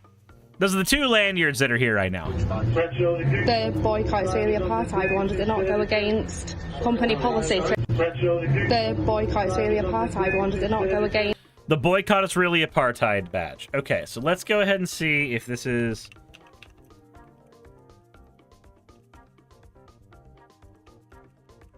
Boycott Israeli apartheid badge. Let's go ahead and see this. So, the boycott that is being talked about right now is any company that is currently supplying the Israeli military with equipment. There is a boycott going on for any of those companies. It's one of the reasons why Boeing is currently being boycotted by a lot of people. I misread the part where it was her fucking business. So, being told to boycott against a country that is slaughtering civilians in another country. I'm going to go ahead and stop the statement right there, because that statement alone, just those words, that is a true thing that is happening. You can add any amount of qualifiers you want for it, and you can go, oh, but Suris, didn't you know? Oh, but Hamas. Oh, but this. No, hold on. Ask yourself a question. Do civilians exist in Gaza? Are there civilian lives of human beings in Gaza? Yes? Okay, cool. Now that we've agreed there's civilian lives in Gaza, are the IDF attacking those civilians? Yes? Okay, cool. We don't need any more of that. We don't need any more of the, like, back and forth. We don't need any more of the qualifying statements. We've gone as far as we need now. We've gotten everything we need. So, when we are talking about the boycott, we are boycotting that. That's the thing that people are wanting to boycott.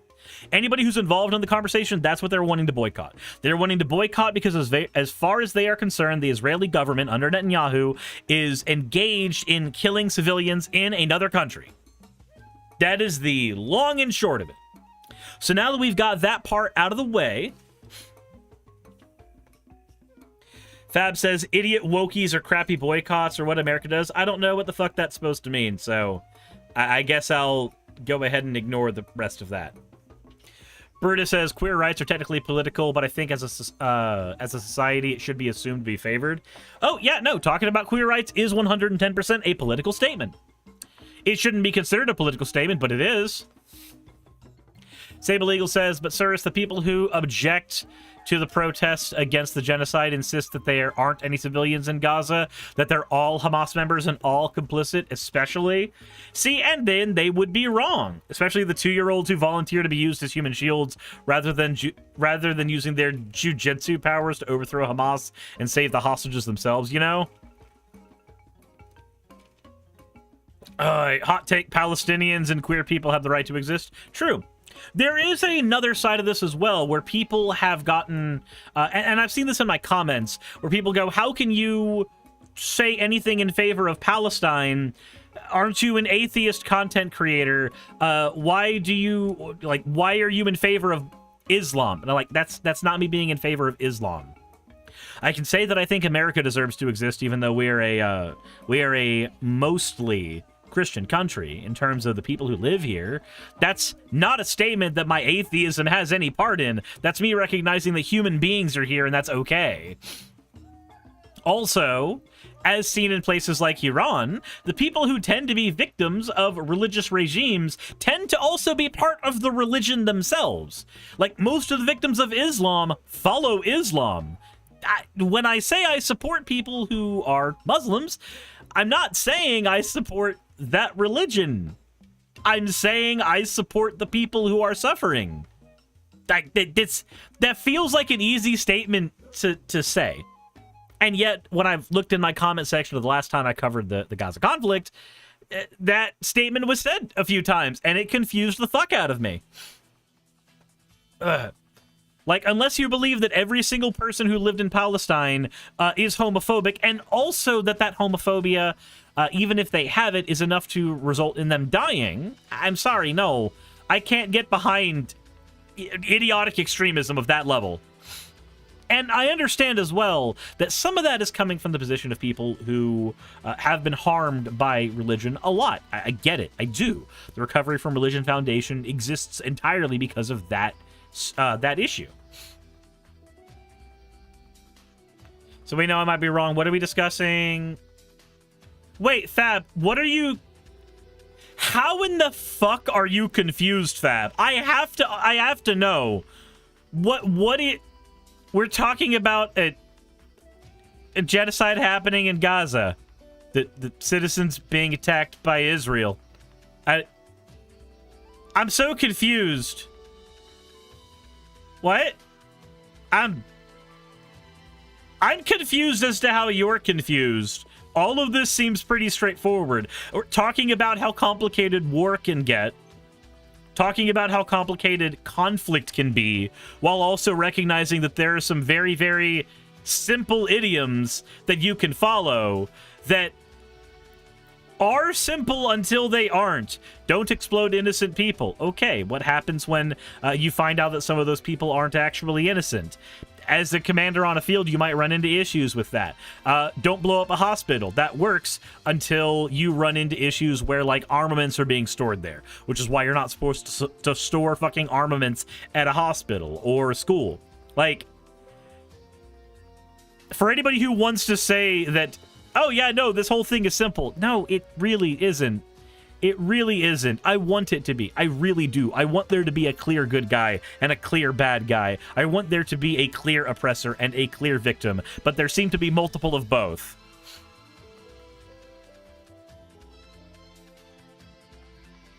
Against company policy to express. Does it not go against company policy to express your political beliefs? No. No, it doesn't. So if I check with them, yeah. So you don't think that's intimidating to Jews or... I mean, I'm British. How is a boycott intimidating to you as a Jewish person? I have to know.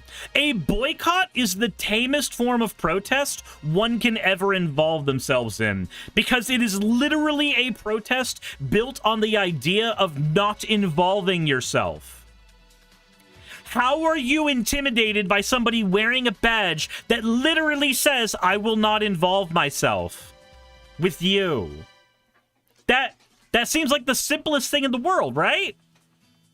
A boycott is the softest form of protest. One of the softest forms of protest.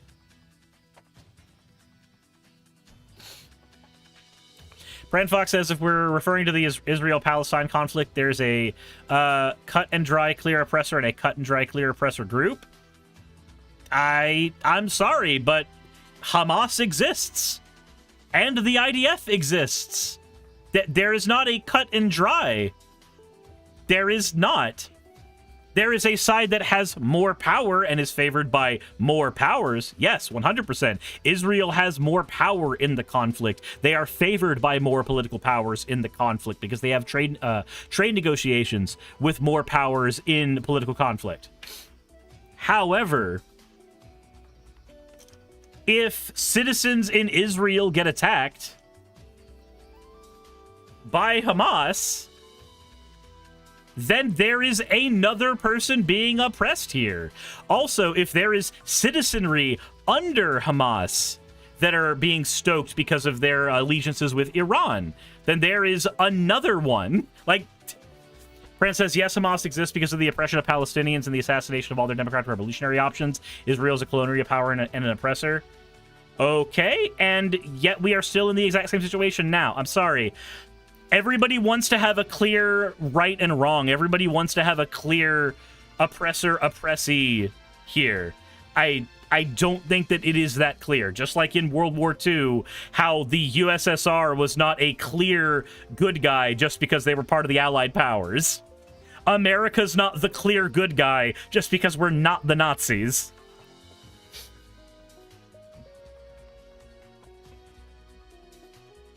Like, that's the reason, that is the whole reason I did not want to cover this topic for as long as I did. Because I know for a fact that people on the internet are so brain poisoned that if you introduce nuance to a conversation, they get angry. People are so used now to getting all of their information from fucking TikTok, YouTube shorts, Facebook posts, retweeting whatever came to their feed on the algorithm from Twitter. Pran Fox says, no, I just think you're just not familiar with the last 70 years of this conflict. It didn't start on October. Holy shit, Pran Fox! Did you see the other 2 videos that I've done on this conflict? The last video I did where I literally said in that video that this didn't begin on October 7th, and it actually stems a lot from what happened during the disillusionment of the Ottoman Empire, or the video that I did in the beginning of all of this, shortly after October 7th, where I actually did a ton of research on the history of the disillusionment of the Ottoman Empire leading into now. God, it's so weird that I did cover these in other videos. And I also never said that this started on October 7th in this one. So even without the context of those, you know, I'm just ignoring chat now. I'm going to be ignoring chat now. because this happens every time I cover this conflict. Every single time that I cover this conflict, this happens. And we're not even covering the conflict directly here. We are covering two people here. But okay. Israeli. So you don't think that's intimidating for people who are... Because I'm Israeli, and I feel intimidated being on a bus. And luckily, I have a British accent because my mum's British. But had I have come on with an Israeli accent, I would have felt quite frightened that you would have recognised me as an Israeli, because that's intimidating. Okay, Pran Fox, how would you know that everybody's all upset with me if you didn't watch the videos where people do get upset with me? Also, as the content creator, I can say that I have done other content on this. And while it is not reasonable to expect everybody to watch all the content that I've ever done, it's also perfectly reasonable for me to use as a defense. Hey, I've covered this before. You can say, we're all upset with you, but I don't think you speak for everybody in my chat or everybody in my comment section.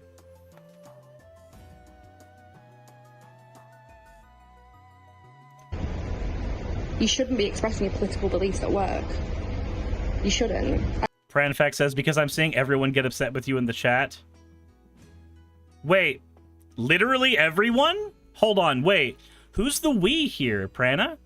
I have to know who's the we. Because I'm looking in my Twitch chat, and I'm not saying the we there. I'm looking in my YouTube chat, and I'm not saying the we there. I see a you. I see just a you. Pranafox says, I'm not making everyone into a hive mind, while also saying we, while also saying we are all. The we is the people being upset. Well, currently, as of right now, at this instance, that seems to be one person, Prana. Tristan says, didn't we agree that genocide of any kind is bad? Yeah, we did. I don't come on, I don't go to work. I'm a teacher, I don't go to work wearing an Israeli flag dress.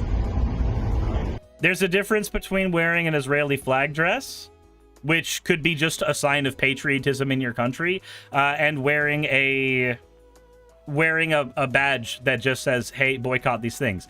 In both situations, and maybe this is my brain being poisoned by being in America, but I wouldn't care if somebody wore an Israeli flag dress. Like, it's just your country. Who cares? Like, congratulations, you got the gold star. That's like somebody going, I didn't go into work wearing America flag colors. Okay, cool, gold star. Get gold star, you did it. Congratulations. Do you think that's appropriate? Yes, it would, because I work in the public sector, as do you. That's not appropriate to wear. That's your personal opinion. No, it's not my personal opinion. But it is your personal opinion. It's the opinion you're stating right now. No, it's not. It's not professional. It goes against professional guidelines to express your political beliefs at work, especially when that could potentially intimidate people. I find that intimidating. My mum's best friend's family died on October 7th. They were murdered by Hamas terrorists. And that is a terrible thing, which is why I've pointed out that it is not a good thing to support Hamas either. Like, again, it's super simple. The Israeli government is involved in a genocide, or if you want to be super technical, a borderline genocide, or whatever verbiage you would feel comfortable using, but they are slaughtering innocent civilians either way. Hamas also has been involved in killing multiple fucking Israeli citizens, and that is also a bad thing. Support of Palestine, support of the country of Palestine, I mean, not really a country technically speaking, but for all purposes, we make up what the fuck a country is in the first place.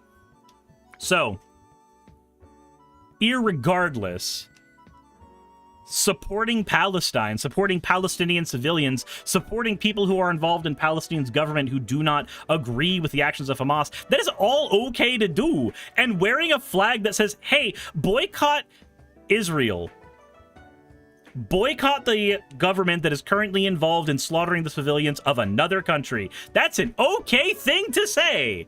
And having that as a badge, again, that's like somebody getting angry that somebody had a badge that said, gay people are okay. And somebody goes, well, that's a political opinion. You're not allowed to express that. You're not upset that a, quote, political opinion is being expressed. You're upset at the political opinion being expressed. You're upset that the badge says something about Palestine. Had he been wearing a badge that says, like, support our troops, the Israeli Defense Force, you probably wouldn't have this same reaction.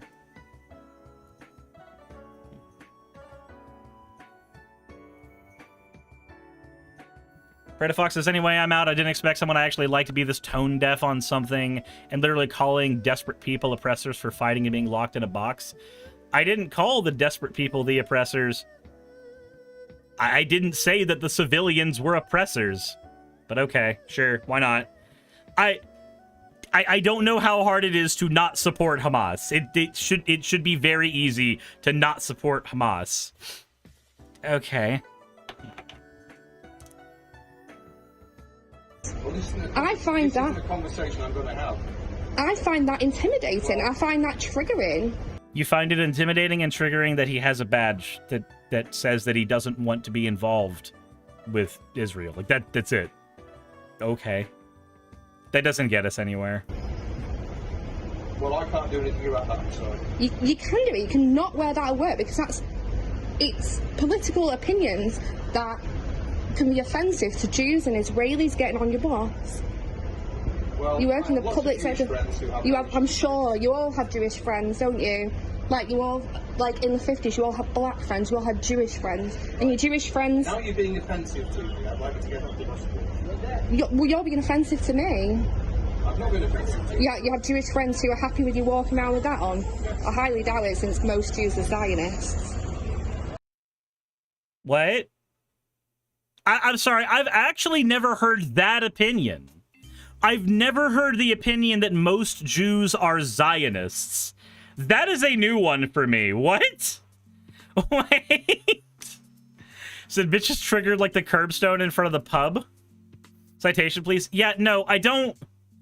Okay, so this isn't just a woman who is upset because she thinks that a Palestinian flag is direct support for Hamas and therefore a support for killing of Israeli civilians. It's not as nuanced as that. It's literally she is a Zionist and is angry that somebody is against Zionism. And somehow people have gotten Zionism and Judaism confused in the recent months with all this. There's a difference between people supporting the expansionist imperialist state of Israel and being okay with Jewish people existing.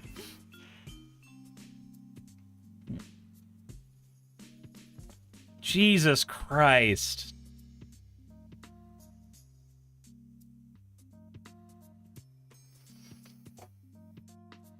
You've heard that, but that opinion is stupid and false. I haven't heard that opinion before either. Like, unless she wants to use the version, like, unless she wants to use a super soft version of Zionism that is just like, it's okay for Israel, the country, literally to exist. Like, that it. Like, that's all. Like, but I don't know if that's what she means. That I never, especially in this conflict with Israel doing what it's doing right now, I don't know if I could even give somebody that benefit of the doubt. So it's literally the no true Scotsman fallacy. Yeah, like no true Jew doesn't support Zionist expansionism, I guess would be the way to see that.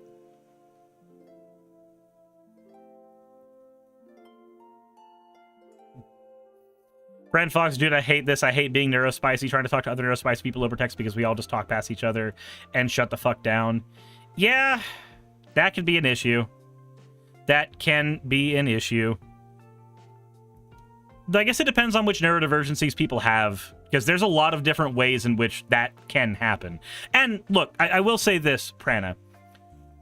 I am not personally upset at you in regards to this whole thing. My upsetness comes entirely at this particular situation when I try to speak with nuance about this situation with the lack of understanding that I have. And even when I've sat down and tried to do research on it, I've come out with multiple different versions of that. So I'm trying to make my point to you in good faith, but it's incredibly impossible with a character limit and over text. So the only thing that's missing because of the character limit and text on my end is probably going to be tone. I don't get your tone. But if your point is that Hamas is justified in existing, flat out, I would say I don't know if I can agree with that. I don't know if I can agree with that, because the way that they initially parked themselves, one of the original rulings they had set for Hamas was the annihilation of Israel and Jews. Like, even if you are the oppressed, I don't think going, aha, the counter-genocide. No. So they're justified in existing, but not their actions. Okay, but if something exists without having any actions at all, then does it really exist? Like, I'm sorry, but their existence and their actions are co-linked.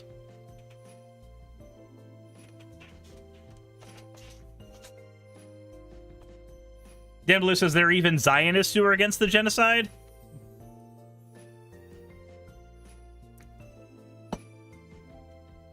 So what are your thoughts about the history of this conflict? I mean, mine is like humans are idiots. Well, humans are idiots, but the long and short of the conflict, and granted, again, this is with very, very limited understanding of this, was that Israel exists in its current form because of the disillusionment of the Ottoman Empire. When all of that territory was being broken up, and Britain basically decided that, hey, y'all get this, y'all get this, y'all get this. There's a conversation to be had about colonial imperialist Great Britain and all of the shit that it thinks it can or cannot divvy out to people. And then, over time, this weird thing happened where we wanted a two-state solution, but the original two-state solution that was given out to Palestine and Israel was that Israel would functionally get 2/3 of the land and had like half the people Palestine did, but they still got like 2/3 of the land, and the land that they got was way more fertile. It was easier to grow crops on it than the land that Palestine was going to be allotted. And so the two-state solution was basically ignored as an idea by Palestine as it existed then. And this created this weird scenario, well, not weird scenario, this unfortunately classic scenario, where Israel would then, bit by bit, take over more land that was Gaza or was Palestinian-owned land, bit by bit. But it created a narrative that a two-state solution was proposed and Gaza didn't want it, or Palestine didn't want it. It created a narrative that Palestine didn't want a two-state solution, when the problem was not the two-state solution. It was not that, hey, Palestine will exist and Israel can exist, and that's bad. It's that the two-state solution that was given, because the group that was in power, the group that was in trade, the group that had more of a foothold in the region after the overturning of the Ottoman Empire was Israel. So they had more bargaining power at the table. And having more bargaining power at the table meant that when that two-state solution was brought out, it vastly did not favor Palestine. And Palestine didn't like that, rightfully so. Not having enough land for the people that it has, not having the infrastructure to build up as a way to circumvent the problem of not having enough land and not having access to the same fertile land, fertile resources for growing crops and feeding, again, at that time, a larger population of people than Israel had, meant that the two-state solution that was proposed was never going to be enough in the first place. It's a bit like when you give when you talk to a child and you give them two terrible options. Any option they take is going to suck. If Palestine took the two-party solution then, or the two-state solution then, it's stuck in an area that it's agreed to historically that is bad for its populace. But if they don't take it, then they have agreed that it's okay for Israel to come and start taking more and more of their land because they were not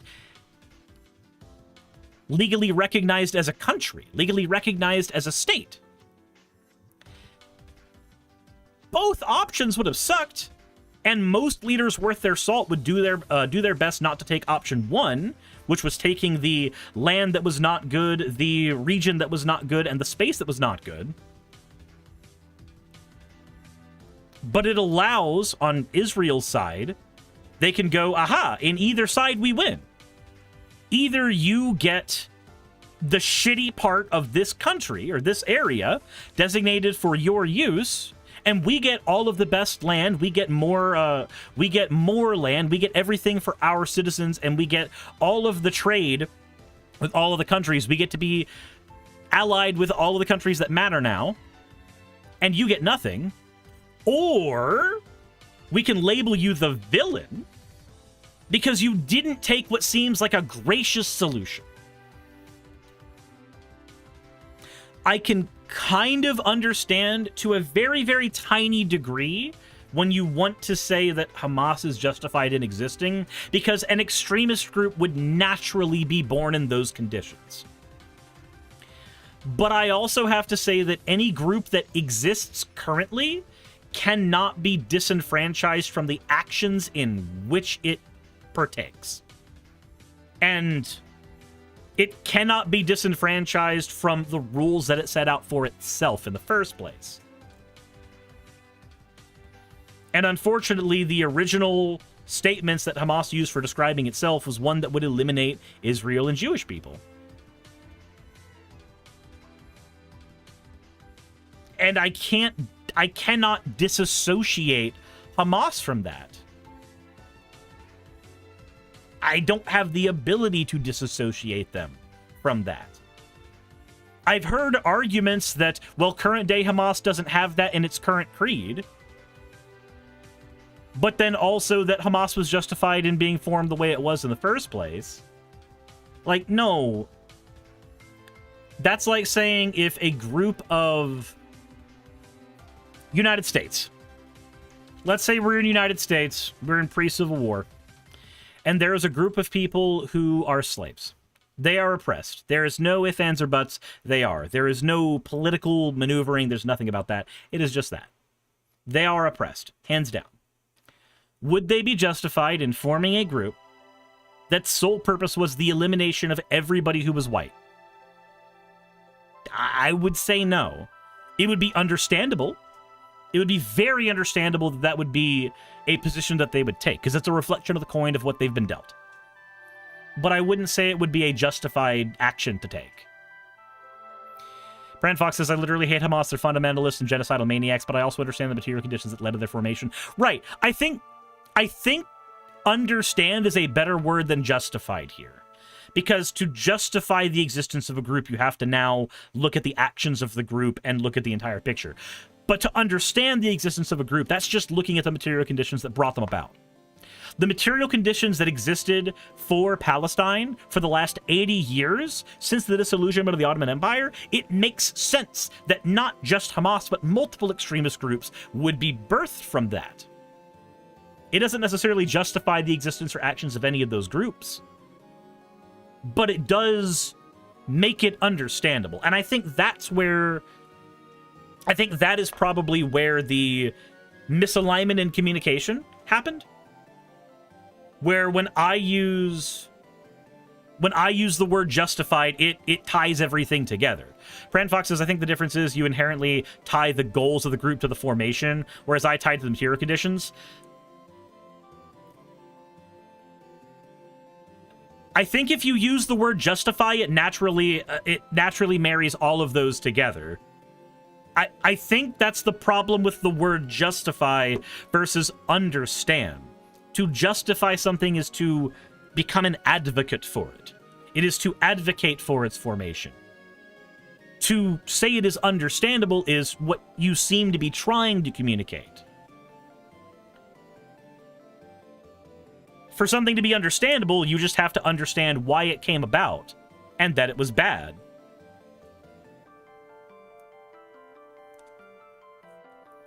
But again, this may just be based on how I use those words.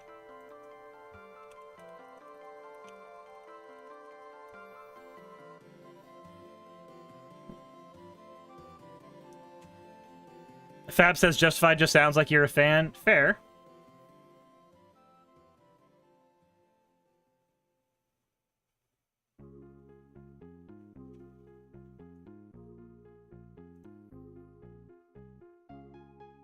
It's like, best way to word it. I can understand 100% if somebody who is prone to violence has an outburst. I can understand why it happens. I can understand the causes that went into it.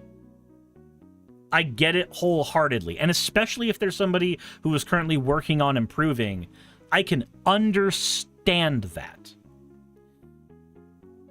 But I would never use the word justified for their actions if they chose to engage in violence with another person, especially unprovoked.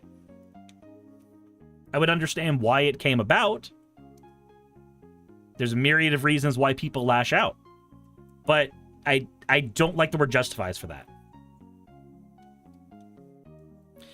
Brand Fox says, currently Palestine is only technically kind of a label given to otherize the Israeli citizens who are being locked in an open-air prison and killed. Well, that's the thing. They're not technically, as far as I understand, correct me if I'm wrong, but they are not technically Israeli citizens. They are in basically a liminal space of a legal group. That doesn't make it better, and it does make the Gaza Strip an open-air prison. It has basically been that. And there are people who have used some of the material conditions in Gaza to say that it's not an open-air prison because they have infrastructure that they've had to build themselves, or with help from other nations that we don't necessarily want to be aligned with, like Iran. But a prison is a prison so long as it has a cage. And the way the Gaza Strip is, it is an open-air cage. Brandfall says they are Israeli citizens. They have the lowest tier of Israeli citizenship. It's an apartheid state in every definition. Let me see here.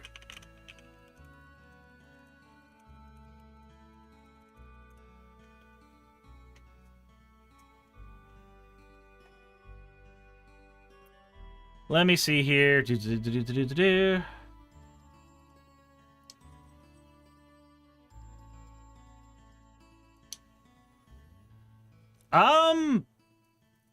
No, what I'm finding granted, this is just from Googling, but Pran Fox, I do not think you are correct. From what I'm looking at, there are Arab Israeli citizens who prefer to label themselves as Palestinian instead of Israeli, but they are still within the walls of Israel.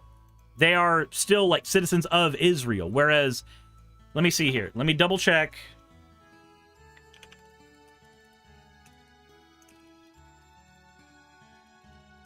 Let me see here. Arab citizens of Israel are the country's largest ethnic minority. They were captured during the Six-Day War in 1697. They transferred security and civilian responsibility of much of the Gaza Strip and the West Bank to the Palestinian Authority. None of this seems like... Said they're like different forms, I think 3 or 4, maybe 3. One is Jews born and living in Jerusalem, one is West Bank, one is Gazans. Israel doesn't recognize a Palestinian state and has full control over the region. I don't... Nothing I'm seeing online seems to support what you're saying.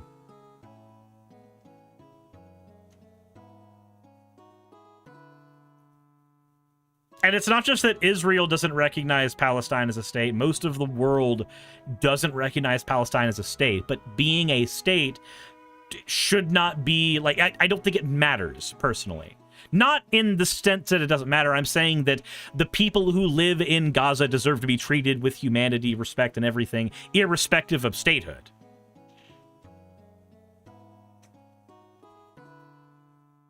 That's what I'm meaning. Not in they don't deserve to be a state, or being a state is important and you're not one. We believe being a state is important, and that's what makes statehood important. And I think that's an issue in and of itself. But I'm sorry, but I'm not seeing anything about West Bank and Gaza being considered specifically Israeli territory. Hold on.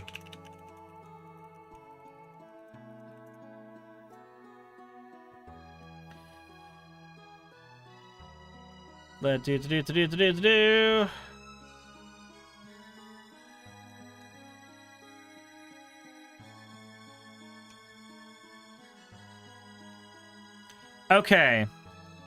So. All right. I know where my confusion was.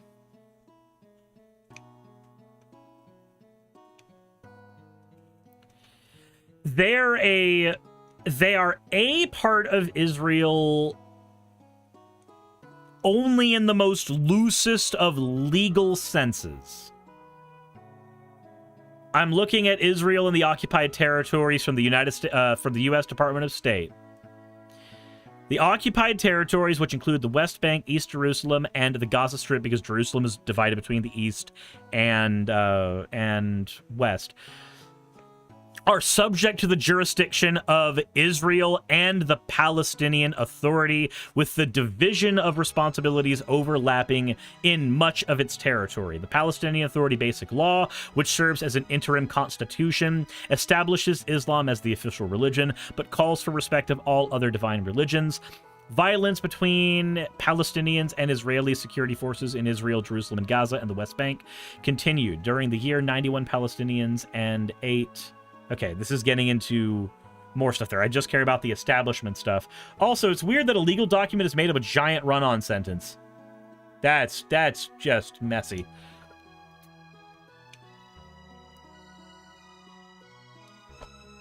So technically, not trying to be a duck here, but we might consider the fact that we're not the first folks talking about it. Said divine religions, and basically saying that they can't make exception to people. So Islam is a religion that will call for the persecution of people of other faiths, just like Christianity will call for the persecution of people in other faiths. By having the state, I mean, insofar as it's a state, by having the territory's creed basically say that they cannot oppress other religions, it's there to nullify Islam's tendency to do so. Just like Christianity's tendency is to spread itself against the wishes of other religions.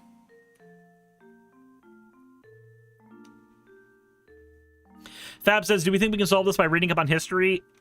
Yes and no. So again, understanding the beginnings of the conflict and all of that, it's all well and good and it's all important, but at the end of the day, you're going to come to that same conclusion that you just did. Like, don't explode civilians. Like, don't explode people.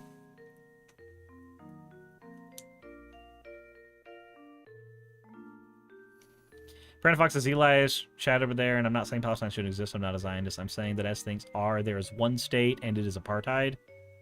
No, and I can agree with that statement.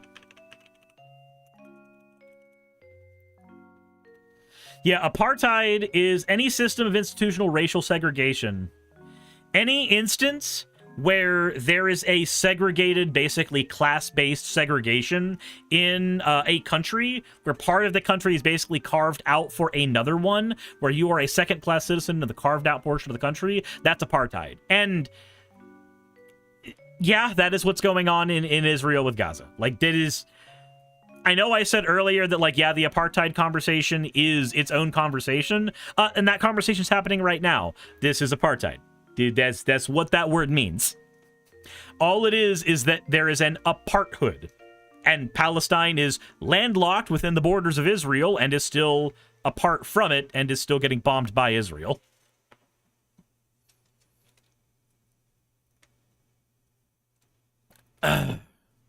It's its own conversation, and we just had it. Anyway, to loop things back onto the video, that is one of the reasons why I think that we're just going to go ahead and politely call her this bitch. There's a reason why this bitch is not actually right when she's saying that, oh no, I'm being intimidated by your badge that says boycott Israeli apartheid.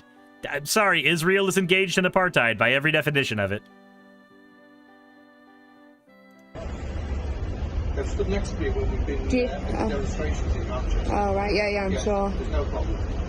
God, isn't it funny when somebody's actually, like, politely explaining to you what they have done or haven't done or do feel and haven't feel, and you're just like, oh, yeah, I'm sure. Like, you know what's going on in their head more than they do? Sure. Yeah. And you don't condemn Hamas for what they did on October 7th. You don't. If you're quite finished... You don't condemn... Do you condemn hummus? Do you condemn hummus? Do you condemn hummus? Like, okay, look. I do think that it should be easy for this guy to say, yeah, I condemn Hamas for what they did. But the fact that this is the first thing that comes out of anybody's mouth in this conversation, I do hate it when somebody gets to that point of this conversation, because the default answer, the easiest answer should just be, yeah, no, I think that the Palestinian citizens should be safe. And I'm not happy with what Hamas is doing either, because I think Israeli citizens should be safe.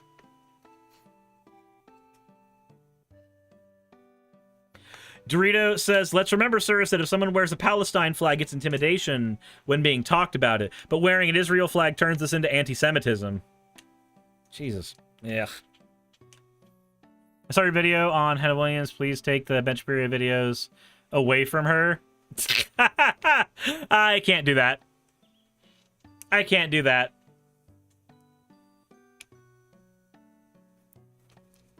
This is just it's a confusing situation to look at, because you want to listen to the person who is communicating, hey, I'm being intimidated. Hey, I don't feel good about this. Hey, I have opinions about this. You want to listen to her.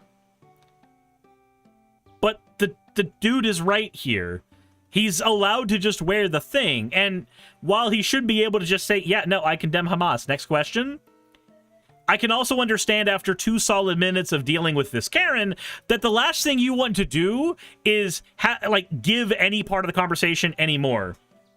Because if after you've already given explanations during this, she's literally done the whole, oh yeah, I'm sure. I'm pretty sure if he said, yeah, I condemn Hamas, she would just go, oh yeah, I'm sure. Again. Hamas for what they did on October 7th. I'm not having that conversation. Yeah, because you don't. Terrorist flag, terrorist sympathizer, white savior complex. Terrorist flag, terrorist. So, like, if somebody's an ally to any minority group and then, like, wears representation of their allyship to that group, that means they have white savior complex. Okay. So, I'm just going to say this right now. If you are a minority group, you need help from the majority group to get legislation passed that will help benefit you. That is not white savior complex. That is political logistics. Every minority group, if they only ever had support from within the minority group, would never have support at all in any legal system. Ever. You need to get the opinions changed of people who are in the majority, whatever the majority happens to be in your geographical location. If you are part of that majority and you are wearing a piece of thing that says, hey, I support the thing. So that's not political logistics. That's how numbers work. Political logistics is how numbers work in politics, Dave. That's what that means. Oh my God. Yeah, no, white savior complex is, let's say that there was a Palestinian person and a white, and not a white person, a Palestinian person and an Israeli person arguing about the conflict, right? And then a minute into the conversation, the white person interjects on behalf of the Palestinian person. And then goes, no, hold on. Allow me to explain it in such a way that you will be able to understand.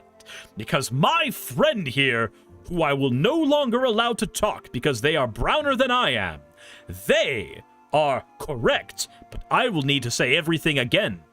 Probably exactly the way they're saying it. And you will listen to me because I am the majority. Like that white savior complex is when you do the advocacy not on behalf of somebody, but like in that asshole way, the white-splaining thing.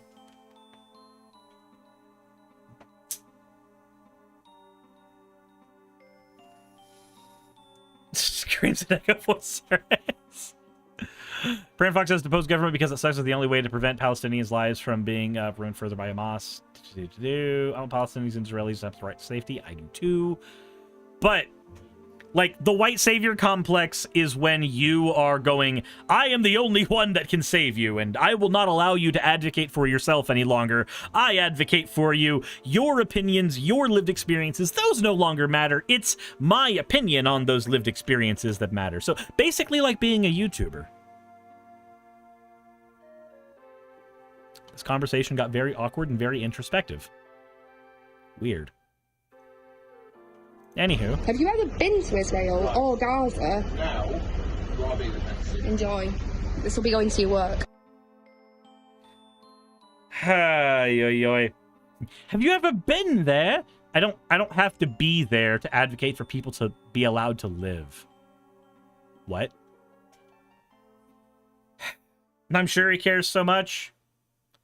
I mean, I would not be able to care anymore about what this woman is saying at all after a while. I would not. At a certain point, you just kind of have to sit there and nod your head because you have a job to do. Fab says, why are we watching this again? Well, apparently it got about 1 hour of conversation. So that would be why. The technical reason why is watching a video and responding to it.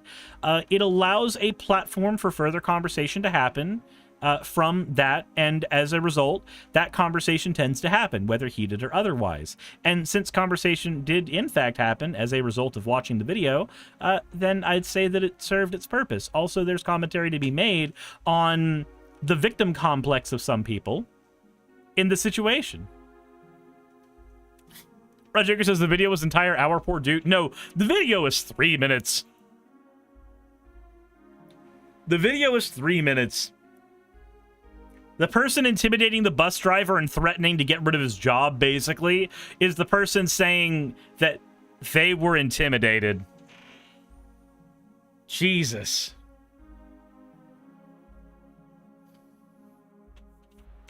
It also seemed like she sought the conversation out specifically. But anyway. Brandfault, it was my fault I started an argument with Cirrus. I mean, it's fine that an argument was started, because we came to an understanding there. And it literally came down to, in the broadest of senses, that there is a way that I use a word, and it was a different way than the way you use the word. Said 'twas a BPD moment. Oh, were you splitting? Where things just go like black and white, and I was on the wrong side of it? Because that I could understand that. So there's very few people Cirrus hasn't had an argument with at some point. It's true. I tend to fight like most people in my chat at some point. It happens. Yeah, for those who don't know, and I learned about this recently because of friends who have had partners with BPD, but borderline personality disorder, a thing that can happen with it is people can get what's called splitting. And when you split, it's not like the personalities are splitting. No, it's that everything now suddenly goes into black and white. You see things, there are no shades of gray, nuance dies, and you don't recognize that it's happening. Like, the person with BPD very rarely recognizing that splitting is happening. The people around them who are not aware of BPD are also not aware it's happening. It just looks like the person with BPD being an asshole. But it's literally... It is a thing that happens for people who have borderline, and it's very, very hard to manage or control. The only thing that you can usually do with it, outside of whatever medication a doctor has decided to prescribe for that, the only thing you can really do is be around people who can recognize when it's happening. And that sucks! Brandon Fox says, the only thing you can do is try to warn somebody of the boundary. Yep, like that. The only thing you can do is have people around you who know about the thing. And if they don't, like, as an example, there's a person at my local card shop who's prone to seizures. And a lot of people at the shop didn't know he was prone to seizures. And his seizures look like angry outbursts when they happen. So, at a different card shop, he had what looked like an angry outburst and threw cards on the table at one of my friends. And the narrative was, for about 3 weeks, that this guy's an asshole and had a moment of massive assholery. And so this person we will not talk to. Well, half of our friend group that was not there for that conversation let the guy who, quote, was the asshole come to dinner with us after the card shop. For people who are not part of my usual friend group, on Saturdays and Fridays, which of course not today because we're in the middle of marathon, after we're done at the card shop, we all tend to leave and go to dinner somewhere. A part of my budget every week has to be, hey, we're going to be going out to eat and I need to be able to pay for me and Saki because this is like my time with friends. So the guy's there at dinner, and there's, like, the friend who he did the throwing the cards thing to is sitting there, like, not speaking, feeling really awkward. And finally, one of my other friends, Biminem from the podcast that I run over on Cirrus MTG, breaks out to him like, hey, so I gotta understand, and we're all out here with everybody, so this might well be the best time to say it. What the fuck happened at the other card shop between you and this person? And what we found out was he had no recollection of it because it was a seizure. He doesn't get recollection of what happens during a seizure. So while everybody on the outside sees what happens and we're just like, wow, this dude's being a dick. Turns out, no, that's not what's happening. It's that a seizure happened in public. And he had no recollection of it, so he didn't know why he would have been, you know, disillusioned from any friend groups or anything like that. Like, had no knowledge of that. Without that line of communication that happened, that probably would have been a constant divide in friend groups.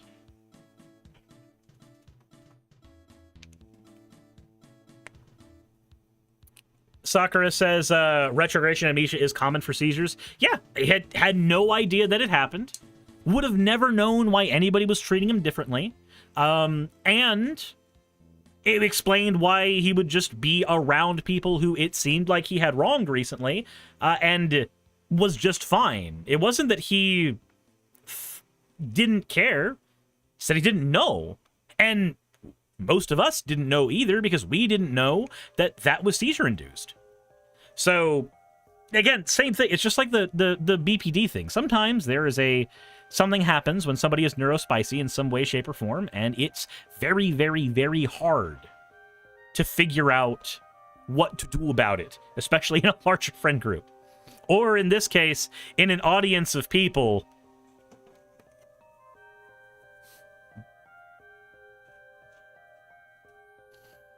But that said, let me know what you guys think about the video. We got super off track. Insert end of video tagline here. Pran Fox says the biggest problem and something that needs to be talked about this month is that BPD is incredibly misunderstood, and people who have it tend to run from it because of the stigma attached. Also, I saw someone on Twitter in the field of psychology today and actually writing a paper talking about how BPD isn't real, and it just is another word for hysteria, and it's misogynist to give it credence. No, I'm sorry. We give BPD diagnosis to males as well. Like, we also recognize that there is even if we find out that, like, it's more complicated than, hey, there's this one overarching diagnosis we can give, even if we find out it's more complicated than that, people who have BPD have manifestations of things like splitting that are not very well understood by them or the people around them. And oftentimes having a diagnosis, stigma or otherwise, that diagnosis can help be the start of a communication between them and other people. Let's say that you are beginning a new relationship with somebody and you get into an argument for the first time after 3 or 4 weeks. Without that diagnosis, without a doctor going, hey, this is a thing you have, that potential partner might just think you're a dick and might never want to be with you, and it can severely hurt your mental health, which can then exacerbate, create comorbidities with the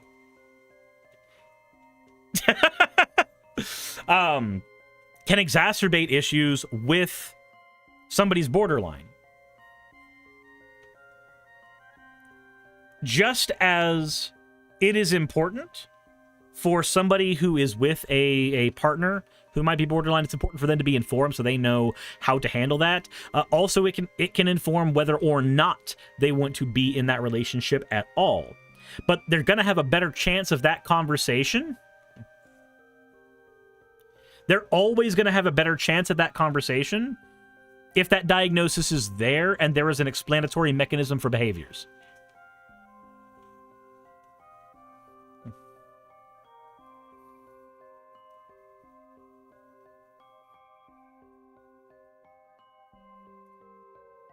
I said they meant referring to it as hysteria, which used to be a catch-all term for women not behaving the way we think women must behave. Yeah, I'm glad that hysterics has moved very far away from its gendered associations.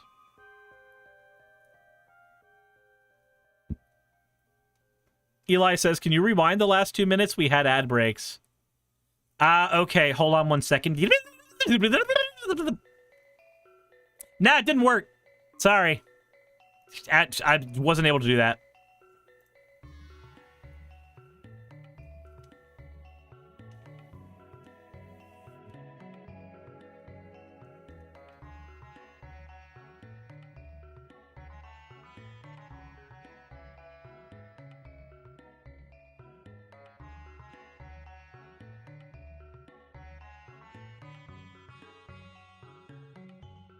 Brutus says the disparity between men and women diagnosed with autism has been reduced somewhat, thankfully. Yep.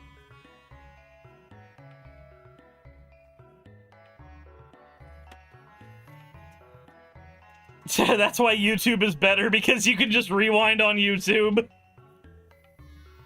Oh my god. BJ says BPD might be more common in women because it's a common misdiagnosis for autistic women. Yeah.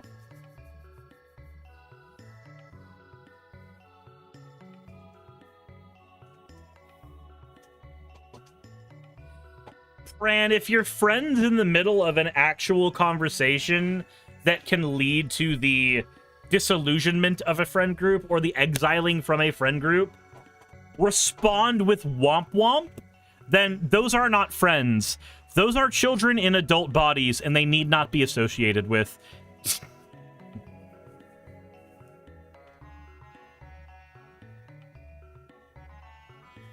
Stoff, why did you even smoke a cigarette in the first place?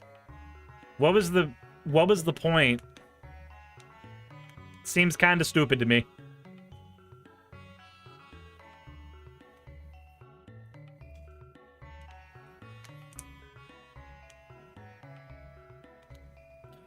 Dorito Dave says, my 13-year-old uses womp womp. Yes, because that's current and new slang for children in middle school.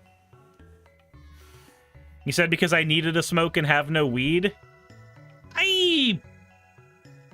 You didn't need one. You wanted one. That's how addiction works.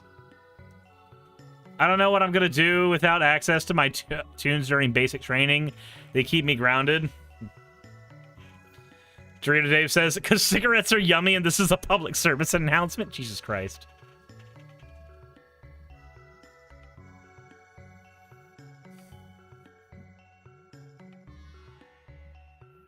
So trying to find a palate cleanser topic, not sure what to go with.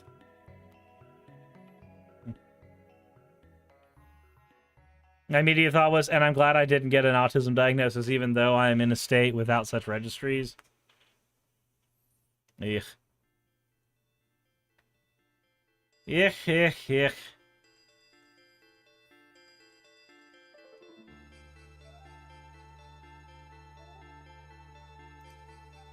With my past month and a half, I needed to smoke just to make myself do deep breaths. Who said something about basic training service? Get them to hit me up on Discord. It was Squirt Jasmine, I think. Prenda Fox says, if you ever want a BPD person to split, cross our boundaries, and then say womp womp when we get set off by it, like these people literally refuse to even try to understand. Man, I have a...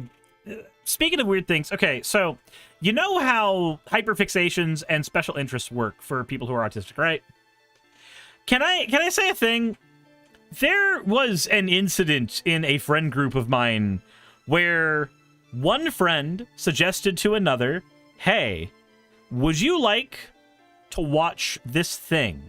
It was like maybe a 20-minute thing. And the other person went, no. Okay. Then the other person suggests, would you like to play this very long video game? I think it was like a JRPG or something.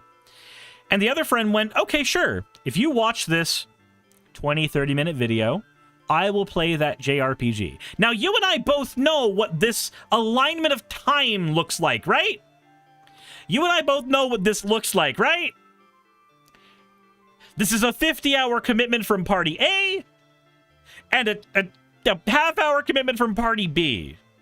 Even if it's like a movie or something, it's an hour-and-a-half commitment from Party A or from Party B and like 30 to 50 hours from Party A. And I was just sitting there in disbelief going, well, they'll obviously take that. Like, that's the easiest trade of all time. I'll take a little bit of time from my day, and then you'll take hours and hours and hours, and it will be fair. It's reasonable. I mean, not really, but sure. The other person was like, no. No, I'm not doing that. I don't want to do that. That sounds lame. Like, wait, hold on. The other person was going to acquiesce if all you did was watch this, like, 30-minute thing. They would have acquiesced 50 hours of their time to you and the thing you wanted to do for 30 minutes. I don't understand. And sometimes I feel like that's just like, if you want a representation of what special interesting looks like, it's that conversation. This is not to vilify any of the friends in this scenario. This is looking at a conversation and going, oh, that's what a special interest is. Because that's the person going, this thing is so important that I will elevate it above everything, and that makes it more important than anything you possibly could show to me. That's not necessarily a bad thing. That's certainly something that can be said about anybody's passions. But just watching it happen, I was flabbergasted. Like, what the balls is going on? Are you two okay? This doesn't seem fair. Like, at all.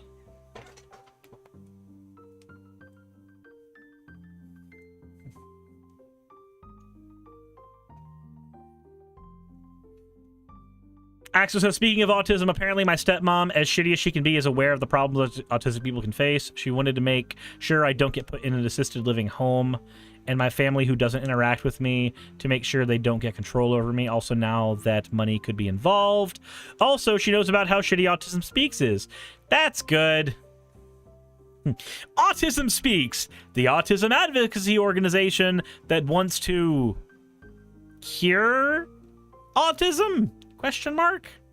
How would you go about eliminating autism? And even if you could, would that necessarily be a good thing for the world? Because I'm going to be honest, there are some aspects to certain sections of the autism spectrum that are incredibly important for research and other jobs we have access to. I think autism is like a very, very important component to how humanity works. Anybody who can like just on the conversation of special interests, just that conversation. I cannot imagine a world where somebody could not develop special interests to the degree that people who are on the spectrum can, because the ways that those people can innovate within those interests, it is fucking astounding to watch. Or like, there are, I forget what it is. There's a manifestation of autism where somebody can take basically their brain creates a perfect snapshot of any scenario they're in. There's no information they do not intake. Like how a neurotypical person will filter out information as they're looking.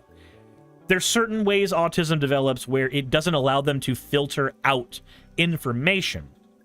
So they are able to, not an eidetic memory, Jassa. An eidetic memory is a bit different. A person with eidetic memory still filters out information. This is like, the person doesn't have the choice. Dorito says low latency inhibition. Maybe. I don't know the exact word for it. But I remember seeing a documentary on it years ago where they flew a guy over, I think it was Venice, and he was able to sketch every building in like minute detail, even though he had only seen them for 3 to 4 seconds per building. Because the brain was literally unable to filter any of the info out. It was forced to just take in uncompressed video info, is the best way to put it, I guess.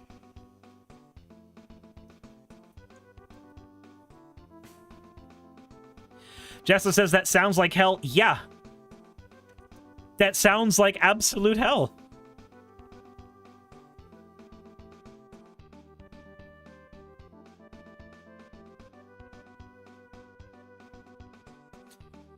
Stop says that's how sensory overload gets you. Yep.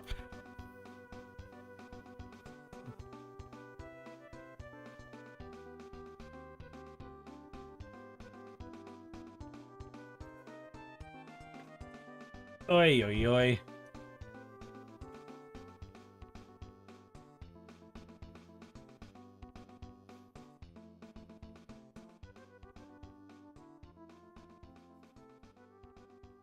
Reflecting, yeah, I did like I engaged with the Gaza stuff, though.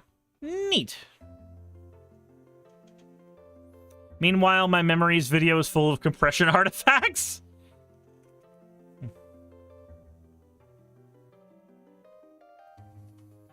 Could there also be a benefit? Cops always want to hear our version of the story because it's so detailed. I actually experienced that for the first time at my uncle's birthday party. It was not fun. Yeah, where all the information just is.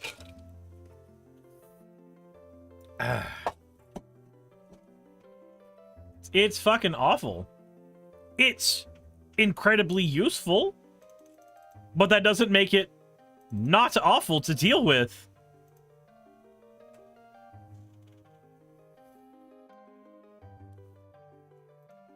Okay, let's talk about PTSD next.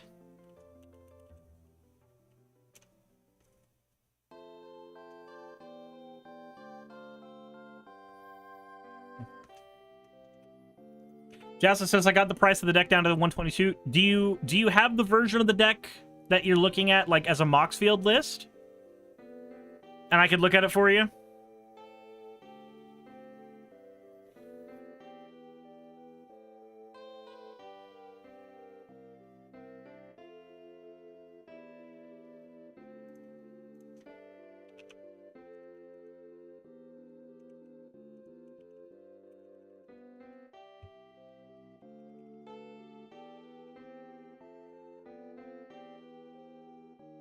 You want to learn how big snake become cat? What?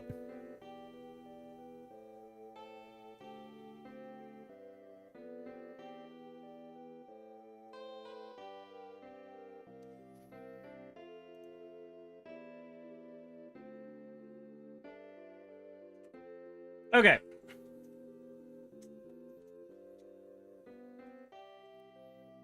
Where's the videos? Hold on.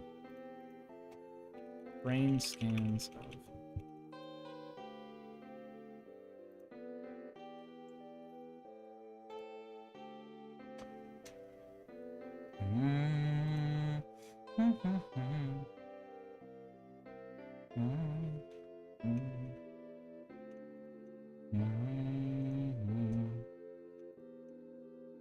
Okay, there we go. There we go. Now we're good. Discord is still being stupid.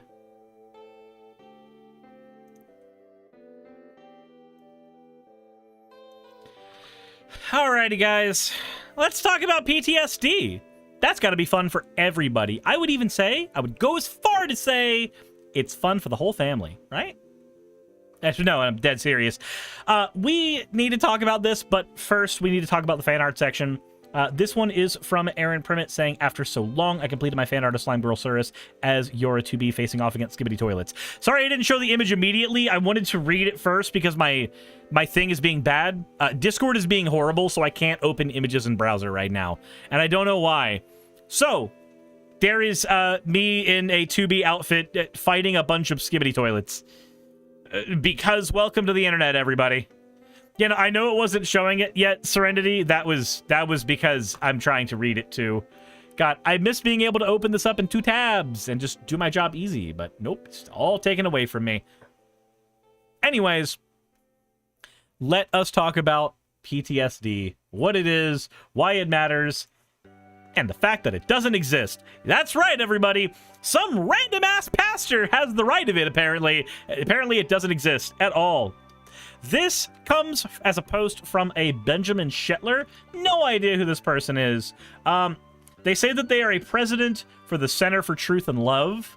And then they have the Biblical Worldview show, former faith outreach advisor to Ben Carlson. Or Ben Carson. Oh. Okay. Let's go ahead and see where this opinion's coming from. PTSD doesn't exist. My neurologist doesn't believe in PTSD. Well, then you don't have a neurologist, you have a quack. My neurologist doesn't believe in PTSD, and about 90% of her patients are war vets. PTSD, ADHD are categories matched to dangerous drugs. What? My barber is almost 30 and has been on ADHD medication most of her life. Okay, so they're fine then, right? In the case of the war vets, many are struggling from post-concussion syndrome that were undiagnosed after trauma from a bomb. They have brain injuries. Yeah, that can happen. JMAC is part of a movement recognizing these bogus categories are ways for big pharma to perpetuate suffering for profit. So, my guy, you know that 2 things can be true, right? He said that because of this video here, and we're going to go into this video here in just a second. But I want to first show you guys something real quick. So let's go ahead and go to CBS News for a second. Is it in here? No, it's not in here. Why is it not in here? That's wonderful. That's agitating. Okay, then I guess we're not looking at CBS. Screw you. Let's go to Yale News. So, Among combat veterans, PTSD is a common and disabling condition that is associated with high suicide risk, and in some cases, it is difficult to treat effectively. Patients, civilians with significant trauma, and veterans with combat-related civilian trauma history are commonly treated with a combination of psychological therapy and medications aimed at alleviating a diverse set of symptoms, such as hyperarousal and depression. So, what I wanted to show you is that when we are doing brain imaging, somebody who has no PTSD actually has a brain that looks different than people who have PTSD. This is a result of what's called neuroplasticity, a thing that the human brain can do, which is super fascinating and also kind of scary at the same time. So, neuroplasticity. When somebody experiences trauma, their brain is basically rewiring itself to cope with the trauma. This can lead to two things. One, this can help the brain heal itself from trauma, or it can also cause somebody's brain to warp in such a way that it starts associating things that are completely unrelated with the traumatic event. The reason we used to call PTSD shell shock in veterans is actually because the way it manifested the most was like if a car backfired, we would notice the panic effect happen. We would notice what we now know as a PTSD effect happen in that soldier. And it's because the car backfiring would sound like a gunshot, or it would sound like a bomb dropping. It would sound like an attack was imminent. And whereas a normal brain has, type 1, type 2 responses. Type 1 is that emotional response. Type 2 is that logical response. Because of self-defense reasons, the brain basically turned off the type 2 response. It just went, oh, I hear the sound that sounds like a gun. That means a gun is nearby. The type 2 response of, I'm in the middle of a city and nobody around me is panicking, therefore this is probably just a car backfiring, that longer response ceased happening. And the reason it did that is the brain's defense mechanism was to go, oh, no, everything looks like the threat. Run away from the threat. That's how neuroplasticity works. It is the brain rewiring itself. We can use this actually to help people who have PTSD. We have something called eye movement desensitization and reprocessing, EMDR.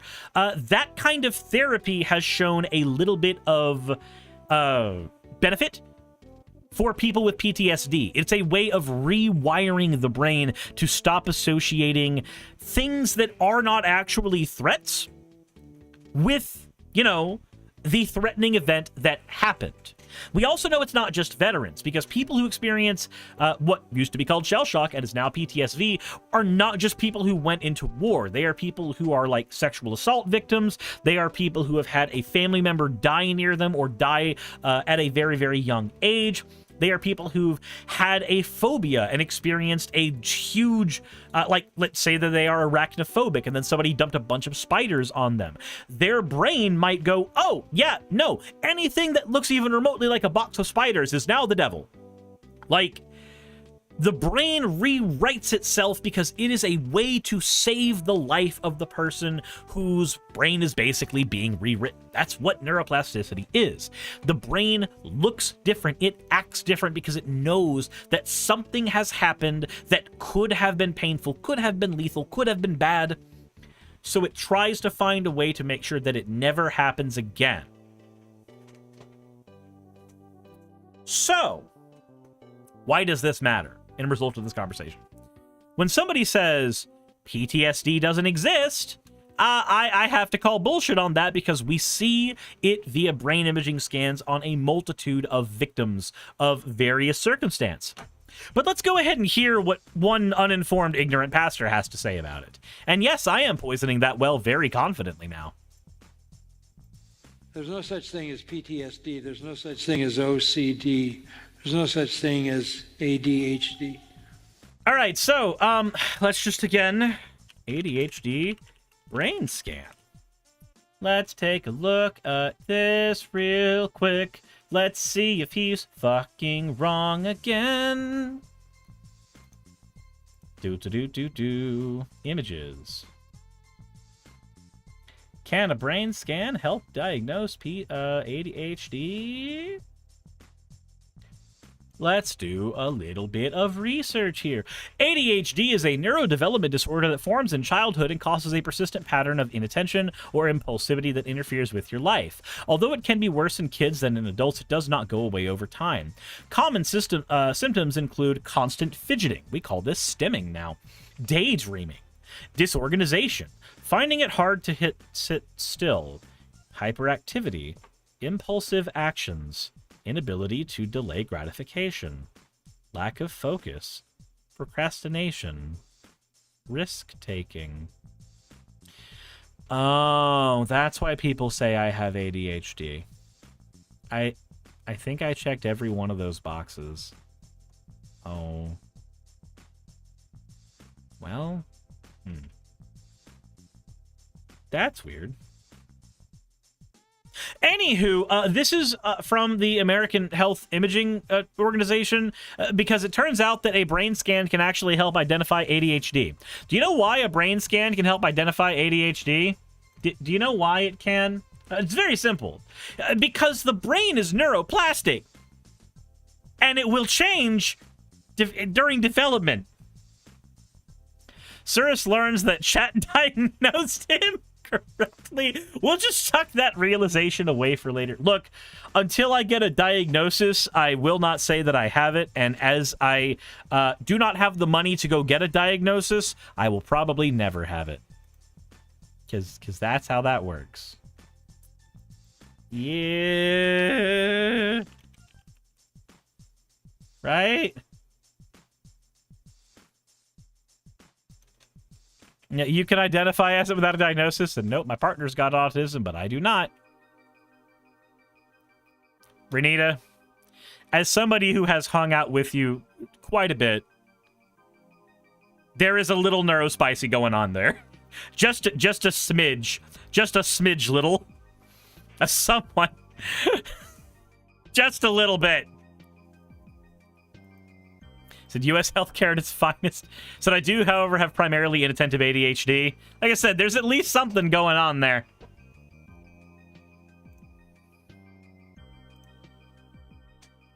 But that all said. Now that we've done a little bit of that research, just a small bit to look at some of the ways in which ADHD can manifest and see that we actually do use brain scanning to figure some of this out, because it does show on brain scans. Okay. Those are noble lies. Those are novel lies. What is a novel lie? In a novel lie? What is it? I've never heard the word novel. Let me see here. Novel lie.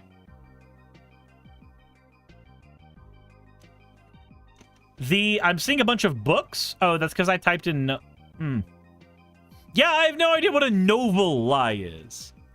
Think it means noble lie? Those are noble lies. Does it mean a noble lie? Noble lie? A noble lie is a myth knowingly propagated by an elite to maintain social harmony. Oh, okay. Yeah, he probably means a noble lie. He probably does mean a noble lie. To basically give the excuse to, in the end of the day, to medicate people. And Big Pharma's in charge of a lot of that. So, he's halfway right. He's entirely wrong, but he's halfway right. You're halfway there. We know from brain imaging that these things exist and they are manifestations of the human brain's neuroplasticity. We know that. However, that does not necessarily mean that all of the medications prescribed are good for us. That does not necessarily mean that Big Pharma, which I'm perfectly fine using that term, that doesn't mean that Big Pharma is not an evil giant corporation that peddles in the ability to keep people sick instead of making them better, because it is more cost-effective to treat sick people for longer than it is to cure them. Now, That may be a little tinfoil hatty, but at the exact same time, I think it's perfectly reasonable to say that a for-profit pharmaceutical industry has its bottom line as its main goal. However, even with that being true, that does not mean that the diagnoses are suddenly wrong. The diagnoses can be correct, and the company that is giving the diagnoses can be entirely evil and lying. Both of these things can be true, because the medication prescriptions make money, it is true, which is why we should be advocating for healthcare that is paid for by American tax dollars instead of the American blood, sweat, and tear dollar. That would prevent all of this big pharma shenanigans from being a problem in the first place. If you understand, take PTSD for example. What that really is grief. You are fighting a war, you lost your buddies, you have a certain amount of survival guilt because you made it back, they didn't. Okay, so PTSD can have guilt associated with it, but it's not just grief. It is literally the brain's self-defense mechanism of rewiring itself in such a way that it thinks will further the person's survival, even if it may come at the cost of their quality of life. How do you deal with grief? Grief is a real thing, but grief is part of life. And if you can't navigate grief, you can't live life. But if you clinically define that, you can give them a pill, a series of medications. You can also give them therapy. You can, hold on. You can have therapy for grief, and you can have therapy for PTSD. It's why one of the things we do for people with PTSD isn't just medication, but is also to basically sit them down and try to rewire the way their brain is working. Not by going in with scalpels and knives, but by literally reassociating safe things with safe terms. Someone needs to explain to him that PTSD happens outside of war. Yeah, it does. Holy crap. Also, speaking of brain scans, when we diagnose with OCD, this was mentioned in the chat, but when we diagnose with OCD, we actually see a lot of the areas in the brain light up with much more activity, much more often. We literally can scan for this. We literally can look at images of the brain. We can see where activity is happening. We can see, at the very least, that it is different. Yes, Paige, that it lights up the brain like a Christmas tree compared to somebody who is neurotypical in this particular category. Yes, that's one of the other things we needed. We can teach them grounding techniques. There was an incident years ago in my life where I did some shit that I should not have done. And I caused a lot of people a lot of grief. And I also caused myself a lot of grief. At the time, I felt like I was the victim. This was like over 10 years ago. At the time, I thought I was the only victim, but I didn't realize that, you know, I was causing a lot of the problem as well.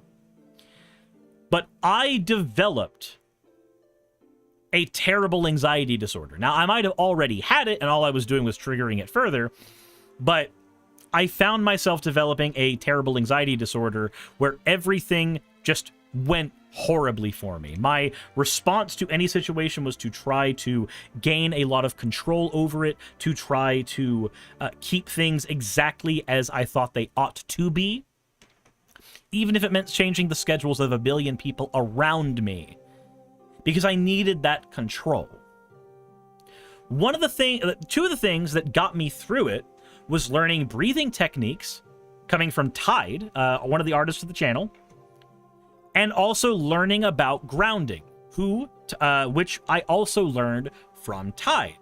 She helped me through a decent bit of that back then.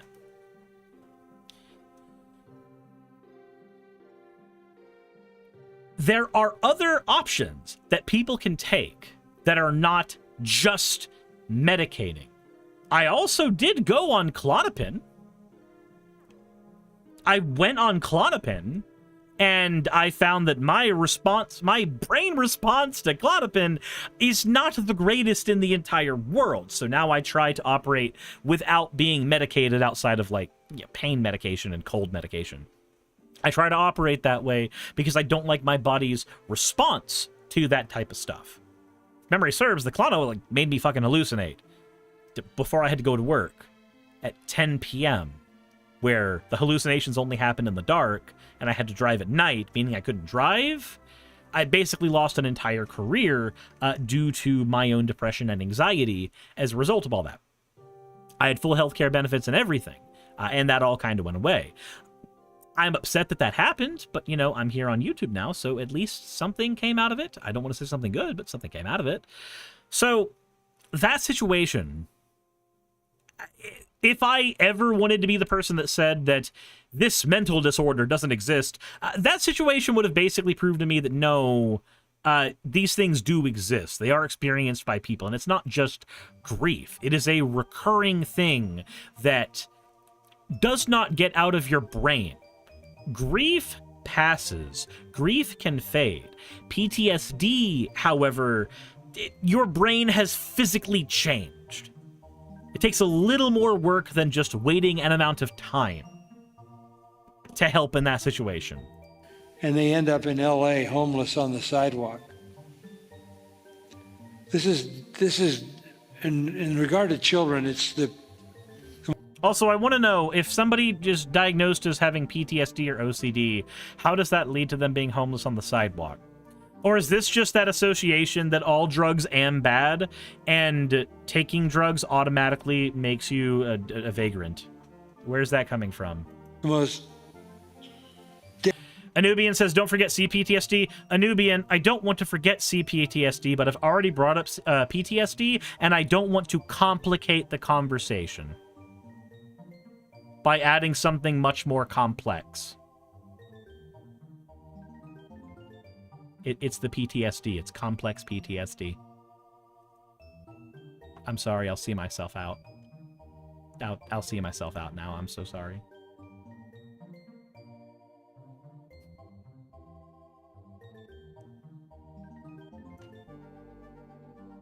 Deadly thing that's been unleashed on children, medication. We're trying to make clear to parents that behavior is essentially the result of choices that kids make. Ah, yes! PTSD! Famously a choice kids make! I'm supposed to be over here for the zoom-ins. I'm sorry. I fucked up. And if you parent them properly, they'll make right choices. Enzo says it's more annoying that kids get more diagnoses than adults. Well, that's because it's a developmental, like for ADHD specifically, it's something that happens developmentally. It's a developmental condition. The time that we're going to diagnose it is almost always going to be more often when they are a child in development than when somebody's an adult. Also, an adult likely is not going to go seek out a diagnosis if they didn't get one as a child. Because for them, they don't have a disorder. They've just operated this way their entire life.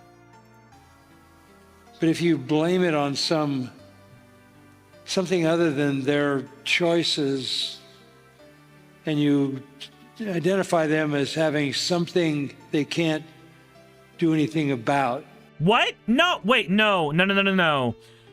You can do things about PTSD. It's called therapy. You can do things about OCD. You can do things about having these conditions. You can do things about ADHD.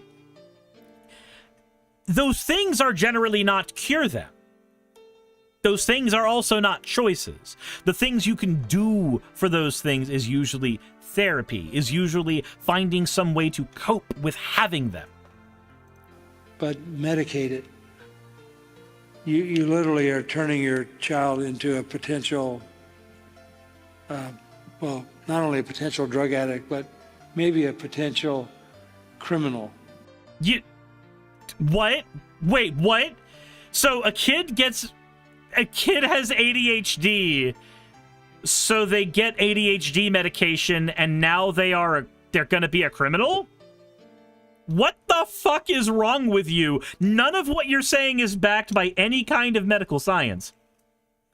There is a conversation to be had about overprescription of drugs. There is a conversation to be had about the addictive nature of drugs. But like how poisons are defined by the dosage, even things like the methamphetamines that we would use to develop ADHD medication, depending on dosage, depending on control, can have positive effects on the people who they are used on. And again, even if somebody has one of these diagnoses, it doesn't mean that medication is going to be the only option they have in the first place. What? Because they never learn how to navigate life in a socially acceptable way. Okay, but I don't like that term. It's not that I don't think that there is utility for navigating in a socially acceptable way. Dressing and covering up my dick is navigating life in a socially acceptable way. But there is a conversation to people who want to maintain just the social status quo. But, like, if we maintain just the social status quo, I wouldn't be able to walk outside in Georgia with my girlfriend. There'd be a myriad of problems with it. So I don't like that particular thing. Like, there is a line that we can tread where we aren't, like, throwing up on people's doorsteps randomly, and we aren't undressing ourselves out in public. But I don't think that's what he's doing. He's basically going like, people who have done a drug never go out and talk to the public. Like, my guy, at your age, you probably take a fistful of medications just to get up in the morning and deal with your back pain. So I don't want to hear it. Yenzo says, is oversharing related to PTSD? I don't know, as I'm not informed on the topic. I am informed enough to make a video criticizing that somebody else is less informed than I am. But I am not informed enough to say that. Alpha Mario says, the problem is that Cyrus doesn't say those words in public unless people pay him. Anyways. So what caused them to be able to proceed in a socially acceptable way in the first place? Is it possibly the social stigmatization we've had about PTSD? Is it possibly the social stigmatization we've had about people with OCD? Is it possibly the way we've socially stigmatized certain ADHD behaviors like stimming? Is it possibly that we have had a negative response to those things and we as a society could grow and be better? Like, don't worry, it's always the individual's fault. It's never society as a whole that could look to improve. What am I saying? Insert end of video tagline here. Dude's stupid. Dude has two brain cells he's rubbing together and he's doing it the wrong way. Sirs, have you tried just not being weird? No. I don't know what that looks like or is. All right. We have one more topic to get through, and then I will be handing the stream off to somebody else because even though it is marathon time, I cannot stay on super late today because I do have work in the morning. If you de-weird Sirs, there'd be no Sirs left. So basically, you're just paying attention and get over it. Yeah. All right. All right. Let's go ahead and... Where is... Fan art section's being stupid still.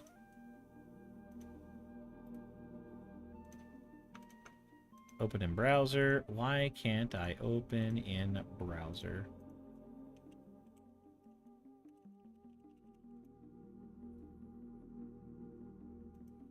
Regalia Cirrus, I'm going to be honest with you. I rarely get angry. The pastor single-handedly made my Vicia boil. I don't know what that is. Did you hear my neck when I did that? Because I felt my neck when I did that.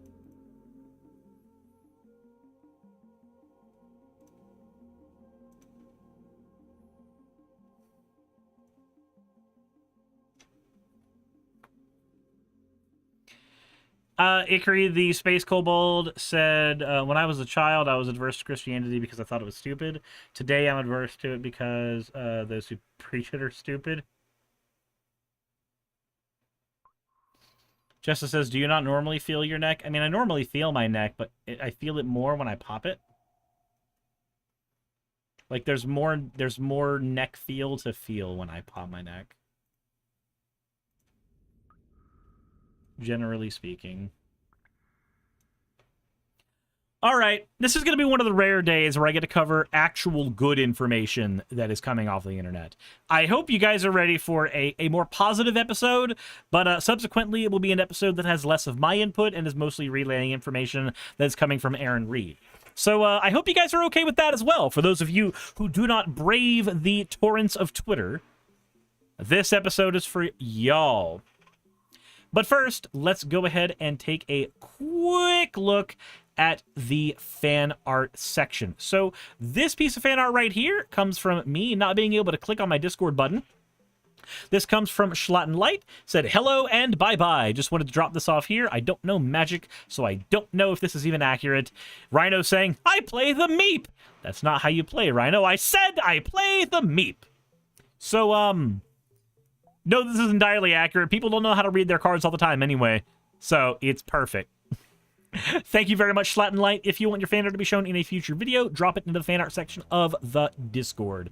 With that said, let's go ahead and take a look at the post from Aaron that has good information for us, actually.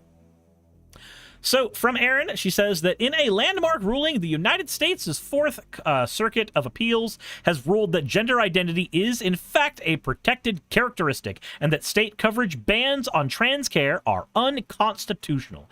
This will have far-reaching impacts. The ruling, which was decided by the entire Fourth Circuit Court, says that transgender people are a protected... Good info. Stoff is now forcing me to use the anime exposed model. Stoff really sitting here willing to use all of their points on me being in this just thing for 40 minutes maximum. But okay, I'll expose your anime for you. Sure. God, we need to finish that series. Maybe on Monday. I try to finish the Anime Exposed series.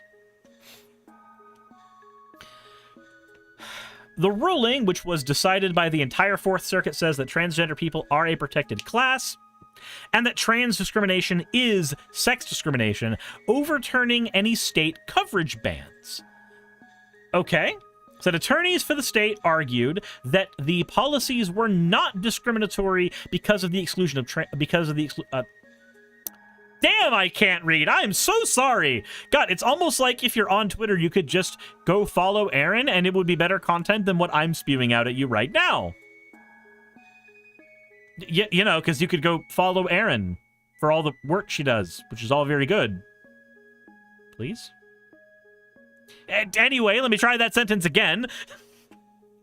Attorneys for the state argued that the policies were not discriminatory because the exclusions for trans care apply to everyone, not just trans people. Ah, yes, because it is equally illegal for a rich person and a poor person to sleep under a bridge, when only the poor person is going to be locked in that situation more often than not. Clueless Expert says, can you talk about what the Fourth Circuit means and how likely it is for the Supreme Court to fuck it up? So, the United States lower courts are divided into multiple circuits. The Supreme Court is made up of fewer judges than there are circuits in the United States, but each circuit is basically a small cluster of states that are typically geographically linked. So the Fourth Circuit just means that one of the lower courts that is above state level, but not quite to the SCOTUS level, determined that gender is a protected category and therefore you cannot take away rights to things like trans healthcare. That's what it means. That's what that means. How likely is it for the Supreme Court to fuck it up? It depends. So the Supreme Court would have to first believe that they could hear that case. which would mean that this decision, this landmark decision, would need to be appealed. But there you go. Super Dragon says, like the said, how straight people also weren't allowed to get gay married. Yeah, straight people aren't allowed to get gay married either. If their best friend Tom wants to fuck them up a butt, you know, give them a little fingy in the bedroom, just for science, as bros do, that's equally illegal than if these two men love each other very much. That's equally illegal. Brutus Magnuson, stairs are just as available to the people in wheelchairs as they are the normal people. Yeah, no, I had to add normal because it made it sound way more condescending. Because that's basically what it is. Judges then rebuked the idea, citing older arguments that a ban on gay marriage applied to everyone gay and straight. Here's the exact area here. A tax on wearing a kippah would only apply to non-Jews and Jews alike, but would apply to non-Jews and Jews alike, but would only affect Jews. A ban on same-sex marriage would apply to straight, gay, lesbian, and bi people, but would only affect gay, lesbian, and bisexual people. Straight people would not choose to marry someone of the same sex.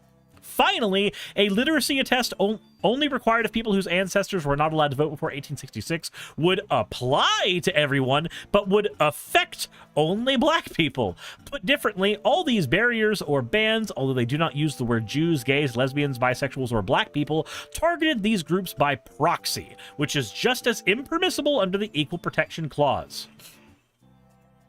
Yeah.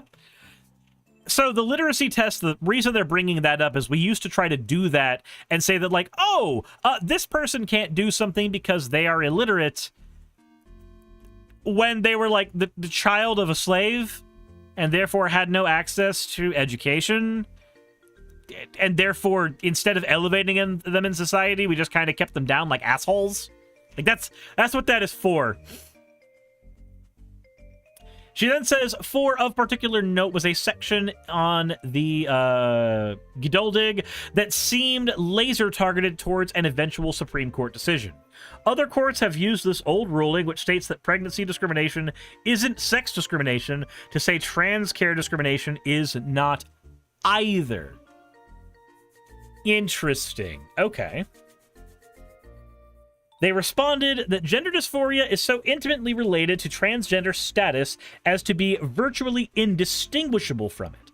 The excluded treatments aim at addressing incongruity between sex-assigned people at birth and gender identity, the very heart of the transgender status. Let me go ahead and take a look at the actual ruling that was put here. While it is true, we said in Geduldig that only women can become pregnant, it does not follow that every legal classification concerning pregnancy is sex-based classification.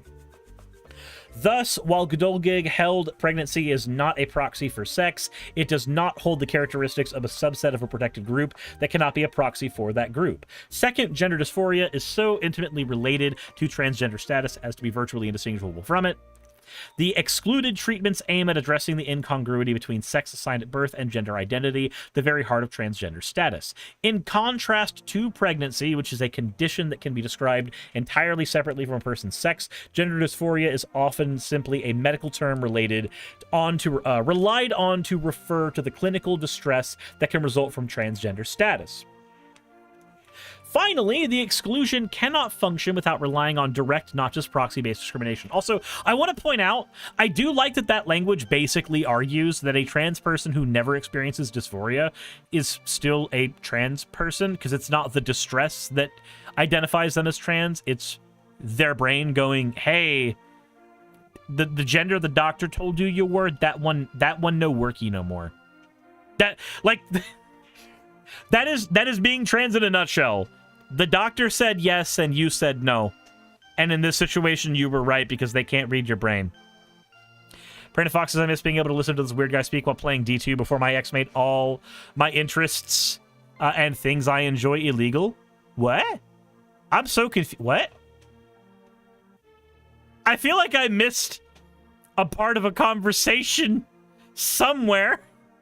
Oof. Determining whether someone requires pregnancy-related treatment, the issue in Gedolgig, does not turn or require injury to a protected characteristic.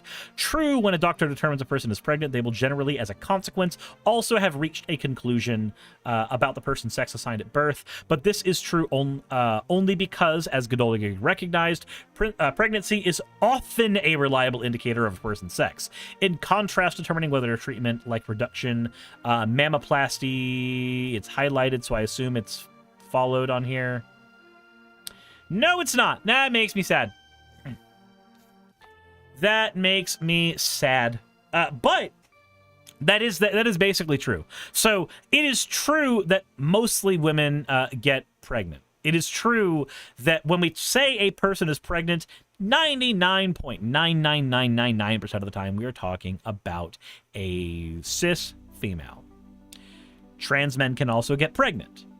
Oftentimes, we are not referring to them in that conversation because it doesn't happen as often for two factors. One, the actual medications that people go on when they transition do affect fertility. Not to the degree that people seem to think they do when they're like, if you do the transing, you're castrating yourself. No, it's literally you go on the medication and your fertility rate is lowered a little bit. Anywhere between 10 and 30% I've seen as a general rule, but people who are trans still have kids all the time. Which is the reason why in countries like Finland, it was only until recently that they were allowed to, only have trans people if they got themselves castrated. They had to sterilize themselves in order to be legally recognized as trans. Something that wouldn't have to happen if the trans people got castrated by just transitioning. Because that's how that works. That's how words work.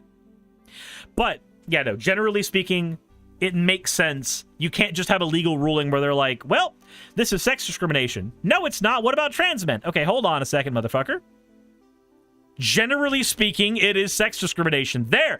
Did I make it better? Did I make the conversation easier for you and your little ears? That's basically what that ruling is saying. Alt says Finland is fucked. No, they've overturned that ruling. People can transition there and get their legal status changed without having to get themselves chemically castrated now. Aaron then says, in particular, they point out how ridiculous the idea that just by using proxies, you could get around anti-discrimination laws. So, for instance, using XX or XY as a proxy to allow for sex discrimination laws because you don't use male or female. I said, but instead, whether there's a discriminatory reason for it, when there is proof that a discriminatory purpose has been a motivating factor in the decision, judicial deference is no longer justified. Especially where government budgets are involved, there will frequently be a rational basis for discrimination. A law that pays state employees with XX chromosomes 75% of what state employees with XY chromosomes are paid has a rational, non-discriminatory reason. It saves large sums of money. But under the principle dissent's framework, not only would that law be facially neutral, it would also be supported by a rational, non-discriminatory reason. A court, therefore, could not find the law discriminated on the basis of gender until it conducted a full-blown Arlington Heights evidentiary inquiry. This would require us to ignore the obvious. Okay, so I see what they're saying there. Even though you can be in a situation where certain people are being paid less than others, and there may be a fully bigoted reason behind it, somebody could say, no, we were just doing budget cuts. Every company does budget cuts. And yeah, the conversation afterwards is, okay, yes, but why those budget cuts? Like, that's generally what happens after that. So that makes sense. That makes sense. So that's why they have these, that's why there's a ruling that they're working with where they're like, hey, gender is a protected category. Yes, there may be people who try to use this in a bad way, but generally speaking, by making this a protected category, it's going to do more good. It's going to lead to more net positive. Aaron Reed says the court also rebuked recent arguments that Bostock applies only to the limited Title VII employment claims, a favorite argument on the far-right trans issues. Let's see here. Appellants argue that Bostock is the wrong standard because it was limited to Title VII claims involving employers who fired employees because they were gay or transgender. but there is nothing in Bostock to suggest the holding was that narrow. Appellants also argue that historically, in terms of Title IX jurisprudence, the term sex referred to the binary sex of male and female, and gender identity was understood as a distinct concept, but Bostock was based on that assumption. Because nothing in our approach to these cases turns on the outcome of these parties, historical debate, we proceed on the assumption that sex referred to biological distinction. So even if the definition of sex under Title IX encompasses only binary sex, West Virginia's policy would still violate the ACA. So Title VII. I'm not actually super familiar with Title VII, so let me go ahead and see here. Title VII, civil rights. Title VII protects employees and job applicants from employment discrimination based on race, color, religion, sex, and national origin. Okay. Oh, were right-wingers basically just trying to say that there was no discrimination? Your race wasn't discriminated against, your color, your religion, your sex, your national origin wasn't the problem? And then they're like, yeah, but they were fired because they were gay. There wasn't discrimination because it didn't fall specifically under Title VII. Ultimately, the court ruled exclusions on trans care violate equal protection, and the West Virginia Medicaid program violates the Medicaid Act and anti-discriminatory provisions by the Affordable Care Act. This case will have national impacts, and states recognize that. 21 Republican states filed an amicus brief, supporting discrimination towards trans healthcare. 17 Democrat states filed briefs against. Okay, so we probably can expect this to go to the Supreme Court. If there's fighting about it, then the Supreme Court's probably going to hear about it next year. So, man, I really do hope we don't have a Republican president next year. That would kind of blow.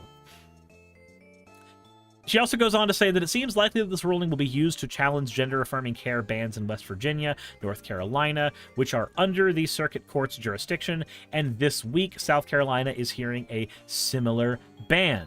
So this is basically the Fourth Circuit going, hey, we see what the fuck y'all are doing. Here's this blanket statement that says that all of that will be bad and unconstitutional. Jess says it'll probably be heard later this year, November or December-ish. December is like a year away. I'm kidding, I know it's not. Jen says this decision is the latest in a web of legal battles concerning trans people. Earlier this week, the Fourth Circuit also ruled that Title IX protects trans students. Ooh. Fourth Circuit is doing a lot of good work then. On the other side, the Supreme Court narrowed a ruling, but not on the constitutionality of care itself. And then, of course, she says, stay with me and please support my work, which, again, I suggest you do. Mods should have already linked Erin's Twitter in the chat, and if y'all have not gone, please do so. But you could also find her at Erin in the Morn. She does a heck ton of work when it comes to trans issues and trying to bring awareness to the various ways in which politicians and lawmakers are either helping or hurting people who are trans. That is the entirety of, or not the entirety, but that is the gist of what you will find majorly on her Twitter. And it is incredibly useful information. I have probably done more videos on this channel using her resources than anything else that I've covered, and that includes using like Vice Rhino's trans care document. I haven't used that one anywhere near as much as I've used Erin's work. And it's a giant research document that's super helpful. So, Lightbuster says, I'm going to save for pick a model so I can force her to try to give Slime Sirs the buff arms. Jesus. But it's good news. Even though it might go to the Supreme Court and might end up having a fight against it later, basically having the Fourth Circuit Court go ahead and say, hey, gender and being trans are protected categories, so that if you try to do a blanket ban on that care, then we know that you're just doing it to hurt them. And saying that blanket care applies to everybody doesn't mean jack shit, when it's really only the trans people who are going to end up doing that in the first place. Anyway, yeah, it's progress nonetheless. Progress is progress is progress. But let me know what you think in the comment section below. Hit the like button if you haven't already. Progress is progress, and I'm happy it's progressing. Insert end of video tagline here. And with that said, I am going to be ending early because Saki is not feeling well. This will give me a chance to spend some time with Saki, and this will mean that I will be able to get to sleep on time for work in the morning. Sylvie says, where do I like the video that doesn't exist yet? In hell. But, wait, why did I hit the raid button and it didn't raid? It just, like, pulled up stupid things? Okay. Where are we going? You know what? Alan is doing some stuff, and I think he would appreciate some help. Morrowind. So, we're going to head over to Mental Misplay's channel to watch some Magic the Gathering stuff. That sounds like a good plan. Who wants to go over there? Just kidding. It's happening regardless of what you want. It's happening no matter what you do.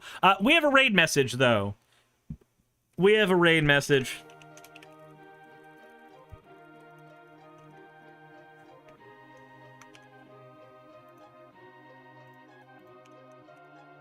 Copy this raid message here.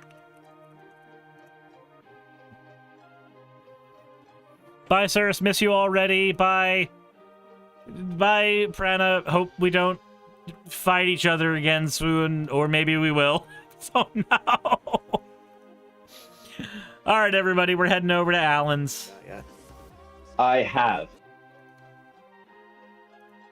Yeah. I've also gotten Thoracle with the Atlas Spawn, which is one of my favorite pet cards right now. Oh, that card is silly. I want to get someone with I want to put. I might think about building Sisei so I can put Airtight Resurrected in a deck. Wow. Counter their Thoracle ability and make them draw their last card in their deck and kill them. Yeah. So all that resolves.